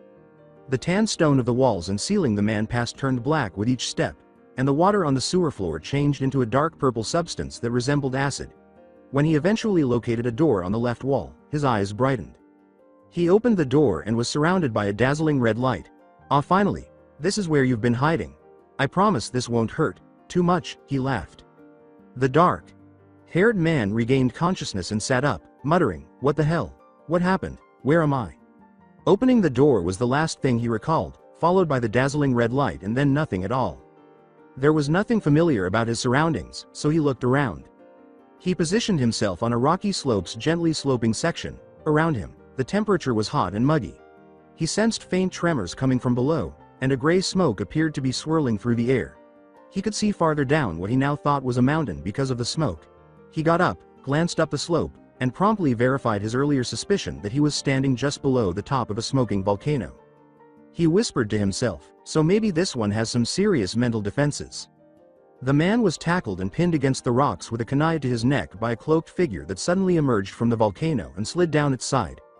A gust of wind caused the cloak's hood to abruptly blow back, exposing Naruto's snarling figure. You certainly managed to do a lot of damage while you were running free. Thankfully you opened that door, allowing me to regain some semblance of control. I still can't wake up for some reason, and you have the answers, so start talking, instructed Naruto. Fool. You have no idea, absolutely no idea of what you're dealing with, the man exclaimed, laughing raucously. Somebody body-snatching fool is trying to take my body. I'm driving you out, shouted Naruto. The man exclaimed, you're much too late. Your body already belongs to Lord Talpa, before he appeared to vanish into thin air. Naruto cursed, son of bitch. He was only the distraction, before he, too, disappeared. Naruto returned to the location he believed to be the caverns of his mental defenses, but he was unable to locate them. The caverns that resembled the basement of a power plant and were the remains of the seal were no longer there. He was now standing on the outer walls of what looked like a daimyo's palace. Reaching more than a dozen stories into a dark, menacing sky, the main palace building was black in color. The compound had sand. White walls with elaborate grayish blue trim. When Naruto jumped onto the outer courtyard's sandy floor, a group of dynasty soldiers emerged from the sand to face him. To balance the numbers, Naruto made a few dozen shadow clones and growled, some welcoming committee. Naruto jumped forward to the inner courtyard, leaving his clones to deal with the dynasty warriors. However, a swarm of nether spirits rushed out of the main tower to block his way. I don't have time to deal with your bullshit, armor of wildfire Daojin. Naruto exclaimed as the armor gradually came together around his body, beginning with his legs and progressing to his hands, wrists, and arms, then his torso, and lastly, the headpiece that appeared in his left head before he put it on himself. The armor was surrounded by a familiar red glow. He swiftly pulled his two katanas from their sheaths on his back, and as he jumped into the air, the blades caught fire and he began chopping and slicing his way through the nether spirits. Before launching a huge blast at Naruto, the half of the horde that was not directly under attack started an incomprehensible chant and their bodies and eyes began to glow a dark purple. Using his blades as a shield, the red armored ninja mage was able to repel the attack before using a sudden surge of power to divert the blast away from him. It destroyed the middle of the inner and outer courtyard walls as it carried off to the right. Naruto roared, "Enough of this. If you won't come out and face me yourself, I'll blast you out." As he raised the katanas behind his head, their blades glowing with energy, and he pressed the hilts together at their ends. Flare up now. Naruto unleashed the enormous red crescent wave of energy by swinging his weapon forward. The blast continued to the tower and split the structure in two, destroying the last of the spirits. But instead of collapsing, the building just fixed itself as if nothing had happened. What the hell? Naruto cried. I've more important things to do than crush the insignificant pest that once housed this body. Face the wrath of one of my netherworld generals, the Dark Warlord Sekhmet, said Talpa's head silhouette as it appeared in front of the palace. A beam of red energy blazed from Talpa's glowing eyes toward a spot on the roof. The energy gathered into a ball that took the shape of the venom armored man Naruto had previously pinned down in his mind. The netherworld general was left behind as Talpa's silhouette disappeared. The Dark Warlord swung one of his 6 blades around over his head and then threw it at Naruto, controlling it with a red energy whip. Snake Fang Strike. As the blade got closer to Naruto, it released a series of sharp arcs of reddish-orange energy, shocking the blonde who was staring at it. The debris fell on top of him after the energy attack struck him in the chest and forced him into a courtyard wall. Your quest ends here, Sekhmet exclaimed. Prostrate yourself before my master and perhaps you can join the ranks of his netherworld spirits as reward for providing your body as his new vessel. That is if you are not foolish enough to continue your useless struggle. Mwahahaha. His amusement quickly gave way to shock when red light began to shine through the debris on top of Naruto. Just before the blonde's armor exploded, he reappeared directly behind the Dark Warlord, his armor pulsing. Naruto exclaimed, "Blazing Dragon," as a fiery red, orange blaze consumed the blades of his 2 katanas. Naruto simultaneously slashed his opponent's chest with his right hand and slashed his opponent's abdomen with his left. Dual crisscrossing slashes swept across his back, sending his opponent hurtling upward into the air as he twisted around from the blow. Then, with his flaming blades held crossed over his head, Naruto reappeared in the air just above him. The venom-armored warrior crashed through the complex's wall and through multiple floors before he crashed somewhere near the bottom of the tower. He swung the blades down and unleashed a spiraling dragon-headed blast of fire directly at Talpa's agent. Out of the compound's upper levels came another swarm of netherworld spirits. As they were surrounded by violet auras of energy, they started chanting once more for a few seconds. They lifted their arms and hurled energy beams at the shadowy warlord after they had finished chanting. He and the armor started to feed off the energy that swept over his body. As his armor was repaired and his body healed, Sekhmet cried out, "Yes, grant me more power," as the spirits continued to give him energy. The flash of bright red light from his opponent's armor caused Naruto to shield his eyes. Sekhmet was on him, striking him overhead with one of his blades. After blocking with his left katana, Naruto used his right katana to deliver a side slash.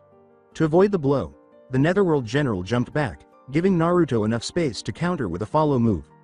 The blonde launched a double slashing attack, bringing both of his katanas parallel to his left side. Yoko Jiri, Demon Fox Slash. As Naruto made the slash, two red lines of energy shot out from his blades. Sekhmet skidded back a few feet, but he was unharmed. He was able to block the attack by bringing up two of his blades in front of him in a defensive position. Sekhmet jeered, "Is that the best you can do? Then allow me to show you true power." The Netherworld general telepathically controlled the other four blades sheathed on his back while unsheathing the blades at his sides. All of them, bound together by a red thread of energy in his hand, drifted into the air above him. Six-blade style. Snake Fang Strike was his imitation of his earlier attack, but this time there were six blades whirling around rather than just one. The Naruto leapt into action to dodge the arcs of violent energy that were released as all of the blades sprang forward. But there were simply too many attacks to avoid when there were six rather than one. He was about to be hit from four different directions when he disappeared in a cloud of smoke and was replaced by a Cage Bunshin who was hiding in the shadows after surviving the fight with the Dynasty warriors. Naruto avoided the attack after a few more replacements were made using the other two of the three shadow clones that were left. Additionally, the armored blonde was tired of the jerks attempting to control his own body. The last clone attacked Sekhmet from his blind spot after receiving a mental command from Naruto. A Rasengan struck the Dark Warlord's chest, sending him crashing through a third story wall of the tower, taking him completely by surprise. With his blades sheathed, Naruto cried out, "This is my mind, my body, and my domain. This all ends right here, right now," and jumped back down to the inner courtyard's walls. A tiny red ball of light started to slowly swirl into existence in the air above him as the wildfire-armored blonde raised his hands above his head and developed a fierce expression of concentration. The swirling accelerated as the energy kept building and taking shape. A crimson Rasengan, roughly 5 times Naruto's size, materialized. The sphere of fire that held the swirling energy gave it the appearance of a tiny red sun. Naruto swung his arms forward and yelled, "Wildfire Rasengan." The attack went straight into the center of the complex. After being knocked through a hole, Sekhmet had just emerged to confront his impending death. The stunned spirit mumbled in shock, "Oh shit," just before the heat of the attack vaporized him. Before exploding and engulfing everything in a raging red-orange flame, the attack glowed brightly red. The real world. With a stomp of his left foot, Gildarts used his crash magic to cause a crack in the earth that killed 4 Dynasty soldiers and caused a deep rift. He was directly in front of them before the others could blink, reducing the remaining fighters to nothing more than pieces of armor on the ground with a disassembly spell. The orange-haired mage charged to remove their summoner, ignoring the chantings of the netherworld spirits. Gildarts halted his attack after winding for an earth-shattered haymaker, and the netherworld spirits all abruptly disappeared as Talpa fell to his knees, clutching his head. Talpa snarled, "No, you stupid boy. This body is now mine. No." As though it were being overheated, the armor began to steam and glow red. Along the ground, Naruto's possessed body rolled back and forth. For a brief moment, Talpa fought to regain control of his body as Naruto. As he used his hands to form a triangle and a blue aura appeared around his body, Naruto's body rose to its feet, making the brief moment of control count. Shadow Secret Technique, Prism of 3. Gildarts protected his eyes from the technique's intense burst of light. He discovered 3 Narutos in place of the one who had been standing there when he lowered his arm from hiding his eyes. The person closest to him was still wearing the armor of venom as they stood in a circle facing one another. An ordinary Naruto said, "My body isn't enough. With the years of training put in and all the techniques I've mastered, you'll never be able to tap into my full potential," added the third. The Talpa possessed Naruto then retorted, "Fool. Even in you are momentarily free. Your power in your current form still pales in comparison to mine." The 2 Narutos declared, I guess we'll have to do something about that armor of the torrent, Halo, Daoshin, Ray. The two were surrounded by flashes of blue and green light, which gave them the abilities of the armors they invoked. Give it up, boy, Talpa growled. Even with your armors, you are still no match for me. He is correct. He could easily stomp him with his normal strength, but Gildarts believed that both Narutos were still inferior to him. The Naruto wearing the Halo armor joked, "Who said we were done?" The Naruto wearing the torrent armor grinned. "As we stated before, you know nothing about my true potential. There's an old technique I picked up several years ago while out on a training trip. I was just never able to put into practice due to special conditions until now." The Naruto duo stood next to each other, grunting and nodding in agreement as they paced apart laterally, a few paces apart. Then they posed as Gildarts remembered seeing them in the past. The orange-haired mage blurted in surprise, "He learned the fusion dance from the Metamoran tribe? I thought only they could do it because of their body structures all being almost identical. Of course. Huh. He's the only person in the world who could benefit from fusing with himself." The two engaged in an odd series of positions and motions, culminating in a chant in which their index fingers joined. Fu. Scion. Ha. A bright pillar of energy surrounded them as soon as their index fingers touched. With a hint of amazement, Gildarts muttered, "This is amazing." After the light faded, Naruto was seen wearing loose white pants and a dark blue sash around his waist. He had golden armor on his feet, ankles, and shins. The same type of armor that covered his legs also covered his arms up to his shoulders. His torso was covered by a dark blue vest with orange padding around the neck and shoulders, exposing his bare chest. One strand of his spiky blonde hair fell in front of his face, and the rest of his hair stood on end. His body was covered in a white aura that was continuously emitted blue sparks of electricity. Naruto declared, "Armor fusion mode. Hiraishin. It's over for you, Talpa. You picked the wrong mage to try and possess." Talpa didn't seem concerned. "It will take more than a silly light show and parlor tricks to defeat me. You have inconvenienced me at best. Are you really going to fight me, boy?" After squinting his eyes, Naruto turned and quickly vanished in the other direction. A white blur slammed into Talpa's back before he could start gloating. He noticed a missing piece of armor when he looked down at his arm. Suddenly, the armor covering his entire left arm vanished, and the blur struck him once more. He was struck repeatedly, with each blow removing a fragment of his armor. He staggered back after the last blow and landed on his ass. This time, Naruto came to a halt in front of him, his body trembling and vibrating quickly as the white aura caused the electricity to spark wildly all over his body. He abruptly disappeared once more, leaving Talpa with only 4 white flashes as he struck 3 times and knocked up in the air, removing even more armor before he hit the ground again. Interesting result. I assumed that combining different types of armor would result in some kind of sub-element armor. Gildarts noted, instead, it has bestowed upon him a form of speed magic. The blonde had paused once more to tower over Naruto, and Talpa gazed at him in confusion. It hadn't really registered that he was being picked apart because everything had happened so quickly. He continued to be stunned and bewildered as Naruto cocked his right fist back, causing the limb to abruptly blur and vibrate while lightning violently sparked around it. He extended his arm and punched so quickly that it seemed like he was piercing the armor. Soon after, the left arm joined the right, and Talpa roared in agony as he was ejected from the body with force. As the fused warrior ended his attack, black smoke poured out of the possessed body's mouth. Talpa said, "I'll be back for you, boy," in a barely audible whisper. Then the black smoke vanished into thin air. "I feel kind of funny," the fused Naruto said as he stood and cast an odd glance down at himself. He gave off another dazzling burst of light before transforming back into Naruto without armor. Each of them was enveloped in a flash of blue light before merging back into the raggedly dressed Naruto on the ground. As he walked to his unconscious companion, Gildarts laughed and said, "Well, that was easy." The curse on the island was lifted with Talpa's defeat. Before leaving the island with a still, unconscious Naruto, Gildarts waited a few more days to ensure that the taint had been cleared.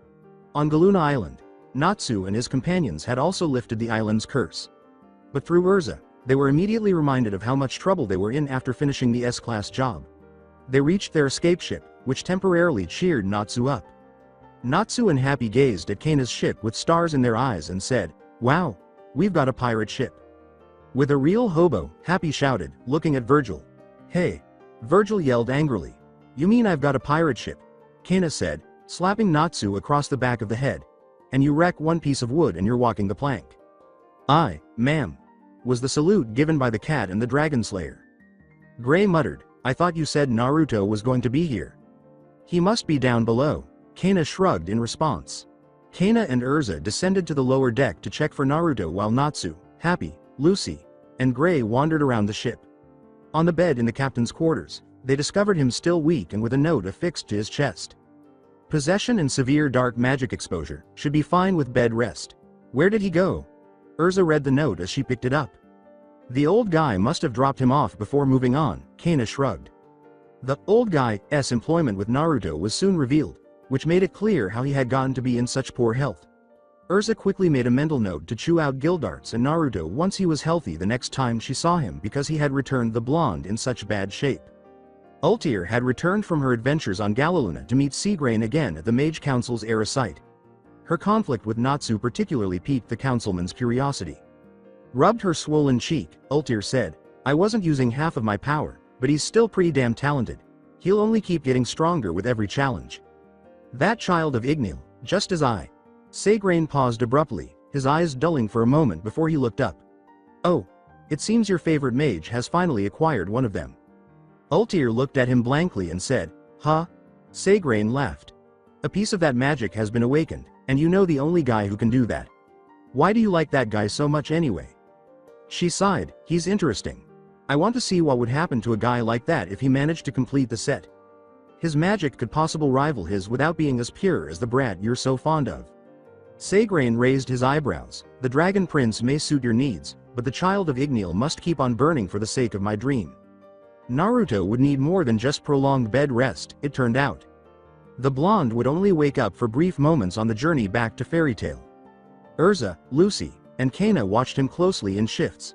Before he fainted again, he would be awake and just barely conscious enough for one of the girls to feed him.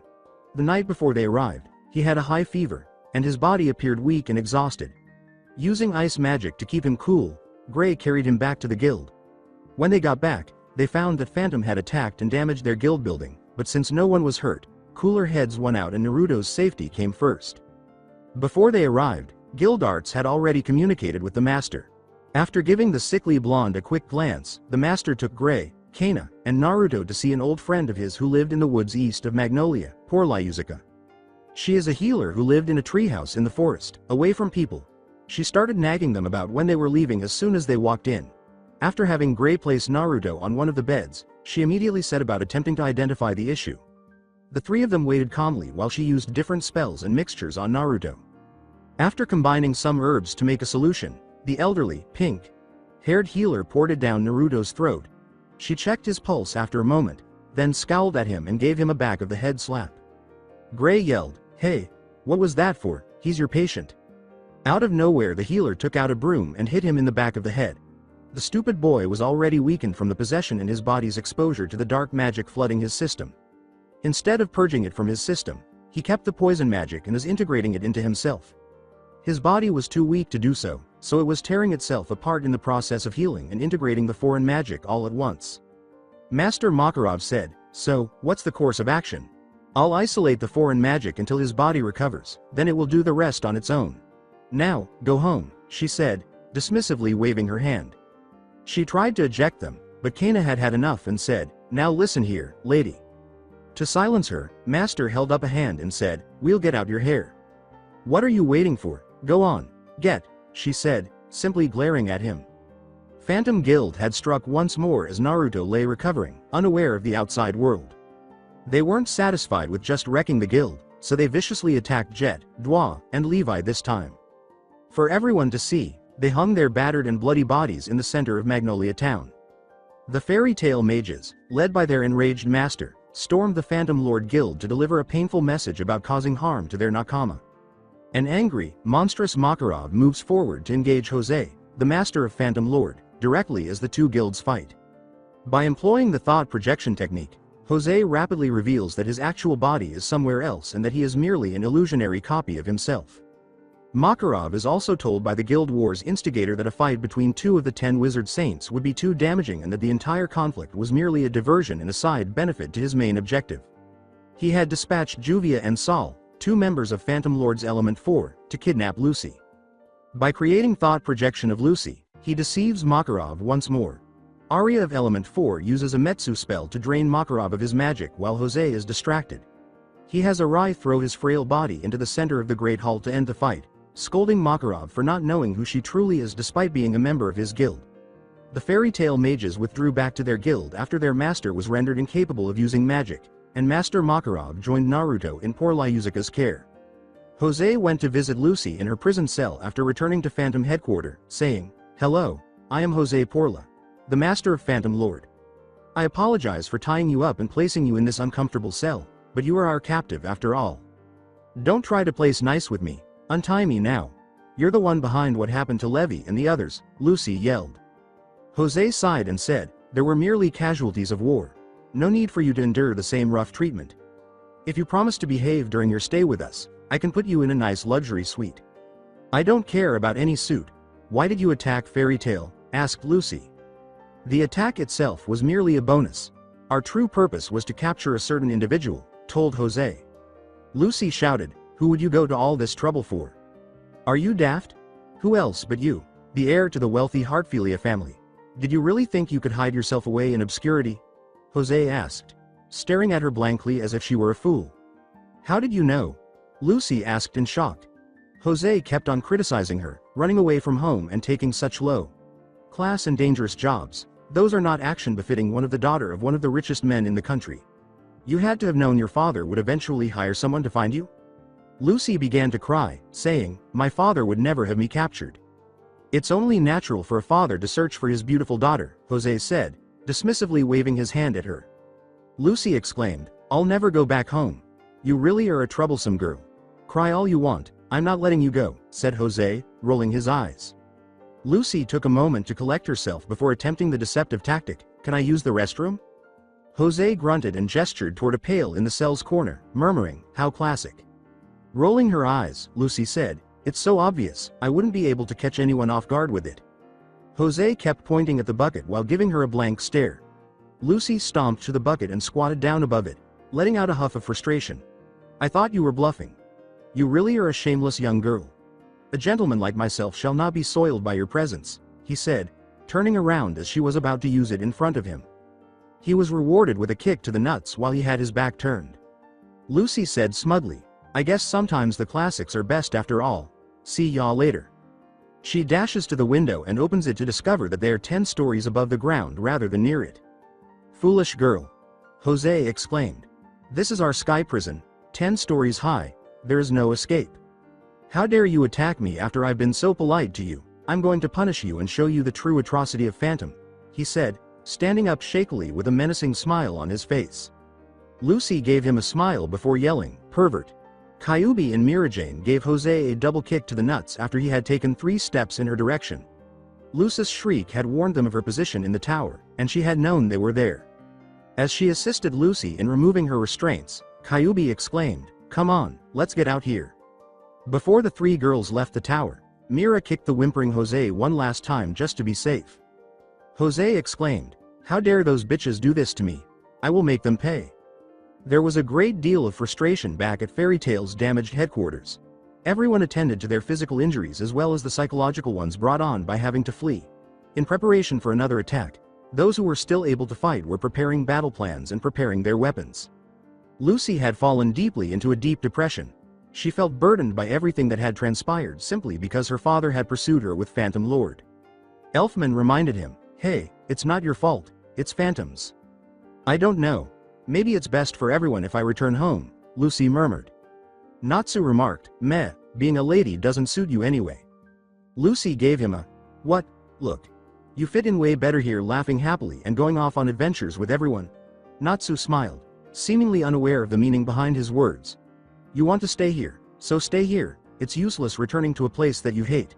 You're Lucy from Fairy Tail. This is your home." His words struck at the core of the issue, and their veracity moved her to tears. Gray muttered, "Don't go crying Ennis now. He's right, men are weak to tears," Elfman exclaimed, breaking down in tears himself. "This is no good. I can't find Mistogan anywhere. We need more people here. With Lucy as their target they will attack again for sure, and we're already down too many people," Kana said, throwing her hands up in frustration and knocking her tarot cards off the table across the bar. She gave up searching and focused on Lasana on the communication lacrima, saying, Master is seriously wounded and Naruto is still recovering. We can't locate Mistogen, so we need your help, Luxus. Luxus exclaimed, serves that punk and that shitty geezer right, ha ha ha. Lasana begged, please come back immediately, it's an emergency. Luxus shot back, it has nothing to do with me, handle it yourself. You bastard. Kana yelled. It's all the geezer's fault anyway, he started this mess, he should clean it up, replied Luxus. Really, it's our comrade Lucy who is being targeted, Lasana said, shaking her head. Huh? Who is that? Luxus murmured. Oh, that blonde, big-boobed newbie. I tell you what, if she becomes my. When Kyuubi broke the lacrima, Luxus interrupted, saying, it's useless listening to that guy spouting off a bunch of bullshit. Mirajane declared, we're here to fight too this time, we don't need him. Kana exhaled. I've taken into account having you too, but we still lost the master. Having him around covers up for a lot of weaknesses. Even if Naruto isn't strong enough to take down Master Jose, having his endless supply of extra manpower would tip it heavily in our favor. Right now the battle is even or slightly in their favor. With one more of our top's guns, we'd send them packing easy, said Lasana. And less people would get hurt on our side.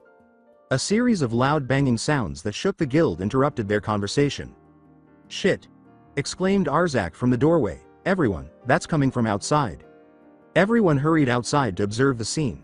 When they discovered that the Phantom Guild headquarters was being propelled by 6 mechanical legs and was directly approaching them, their jaws dropped and their eyes widened in shock. Their guild is walking. Alarmed, Elfman muttered. Then Macau muttered, we are so screwed. With her teeth clenched in fear, Ezra stood at the head of the crowd and said, I never even imagined the possibility of them attacking us like this. What the hell are we going to do now? Asked Mirajane, who was directly behind her. In exasperation, Kyuubi roared, damn it, Naruto, why aren't you here? Poor Lyuzuka returned to her treehouse, finished preparing a medicine, and poured it down Makarov's sweating throat. She felt his fever start to subside as she put her hand to his forehead. After setting down the teacup containing the medication, she turned to face Makarov and scowled before giving him a face slap. She whispered, rushing into things without considering your age. Look at you now, such a fool.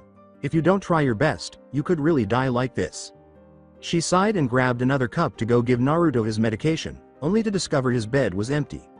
A bright flash of light from outside nearly blinded her as she looked toward the window. She looked out the window, but there was no sign of him. Poor Lyuzuka complained as she went back to Makarov and gave him another slap, saying, I'm the one that does all the hard work and heals the boy, and then he runs off before he's fully healed. Rushing off before he's fully recovered. No doubt you've encouraged that type of stupidity. You're a guild full of fools. Her words were harsh, but the expression in her eyes showed how deeply concerned she was. Prepare the magical convergent cannon, Jupiter. Command. Obliterate, said Jose, looking mercilessly across the waters at Fairy Tail from atop one of Phantom Lord's towers. As the cannon started to charge with power, the front panel on top of one of the towers flipped back to reveal it. As the cannon began to charge, Mirajane summed up everyone's thoughts with the words, oh shit. Ursa shouted, everyone get down, and hurried forward. What are you going to do? She's using X, quip. Holy crap. That's her Herculean armor, her strongest defensive magic. I refuse to let you destroy our guild, Ursa said, standing firmly in her armor at the water's edge. Mirajane exclaimed, get out of the way. That thing can kill you, instead. Ignoring her, Ursa steadfastly defended the guild. The cannon operator with the Phantom Control Tower announced, it's ready, sir. Once more, Jose commanded coldly, obliterate. The fairy mages all felt something streak past them just as the cannon was ready to fire. Before its barrel was abruptly knocked upwards, all that was visible was the wake it left in the water and a white flash that emerged beneath the cannon. The explosion spread across the sky innocuously. When he saw the person who had halted his attack, the furious Jose Neilry burst a blood vessel. Naruto, wearing his Hiraishin armor, was furious as he stood on top of the water in front of Urza. When one of the fairy mage's S-class aces appeared in such a dramatic manner, the majority of them were a little taken aback. Not one of them was Natsu, the pink-haired dragon slayer, who shuddered with anticipation at the prospect of some real retribution. What are you all standing there like a bunch of dumbasses for? Let's crush the pansy phantoms. Naruto flung his glare, which he had been directing at Jose, at his fellow comrades. Fuck yeah. Natsu yelled. This elicited a collective, hell yeah, shout. With the self-assurance and fighting spirit of their guild restored, Kana smiled as she glanced around at everyone. Phantom had no chance. Happy? Natsu exclaimed. The cat answered, I. As he developed wings, snatched Natsu, and flew across the water at a low altitude. Naruto materialized beside them in a white flash, both slayers poised to wreak immense destruction on Phantom. That's it for today. I hope you guys enjoyed this great story. See you in the next one.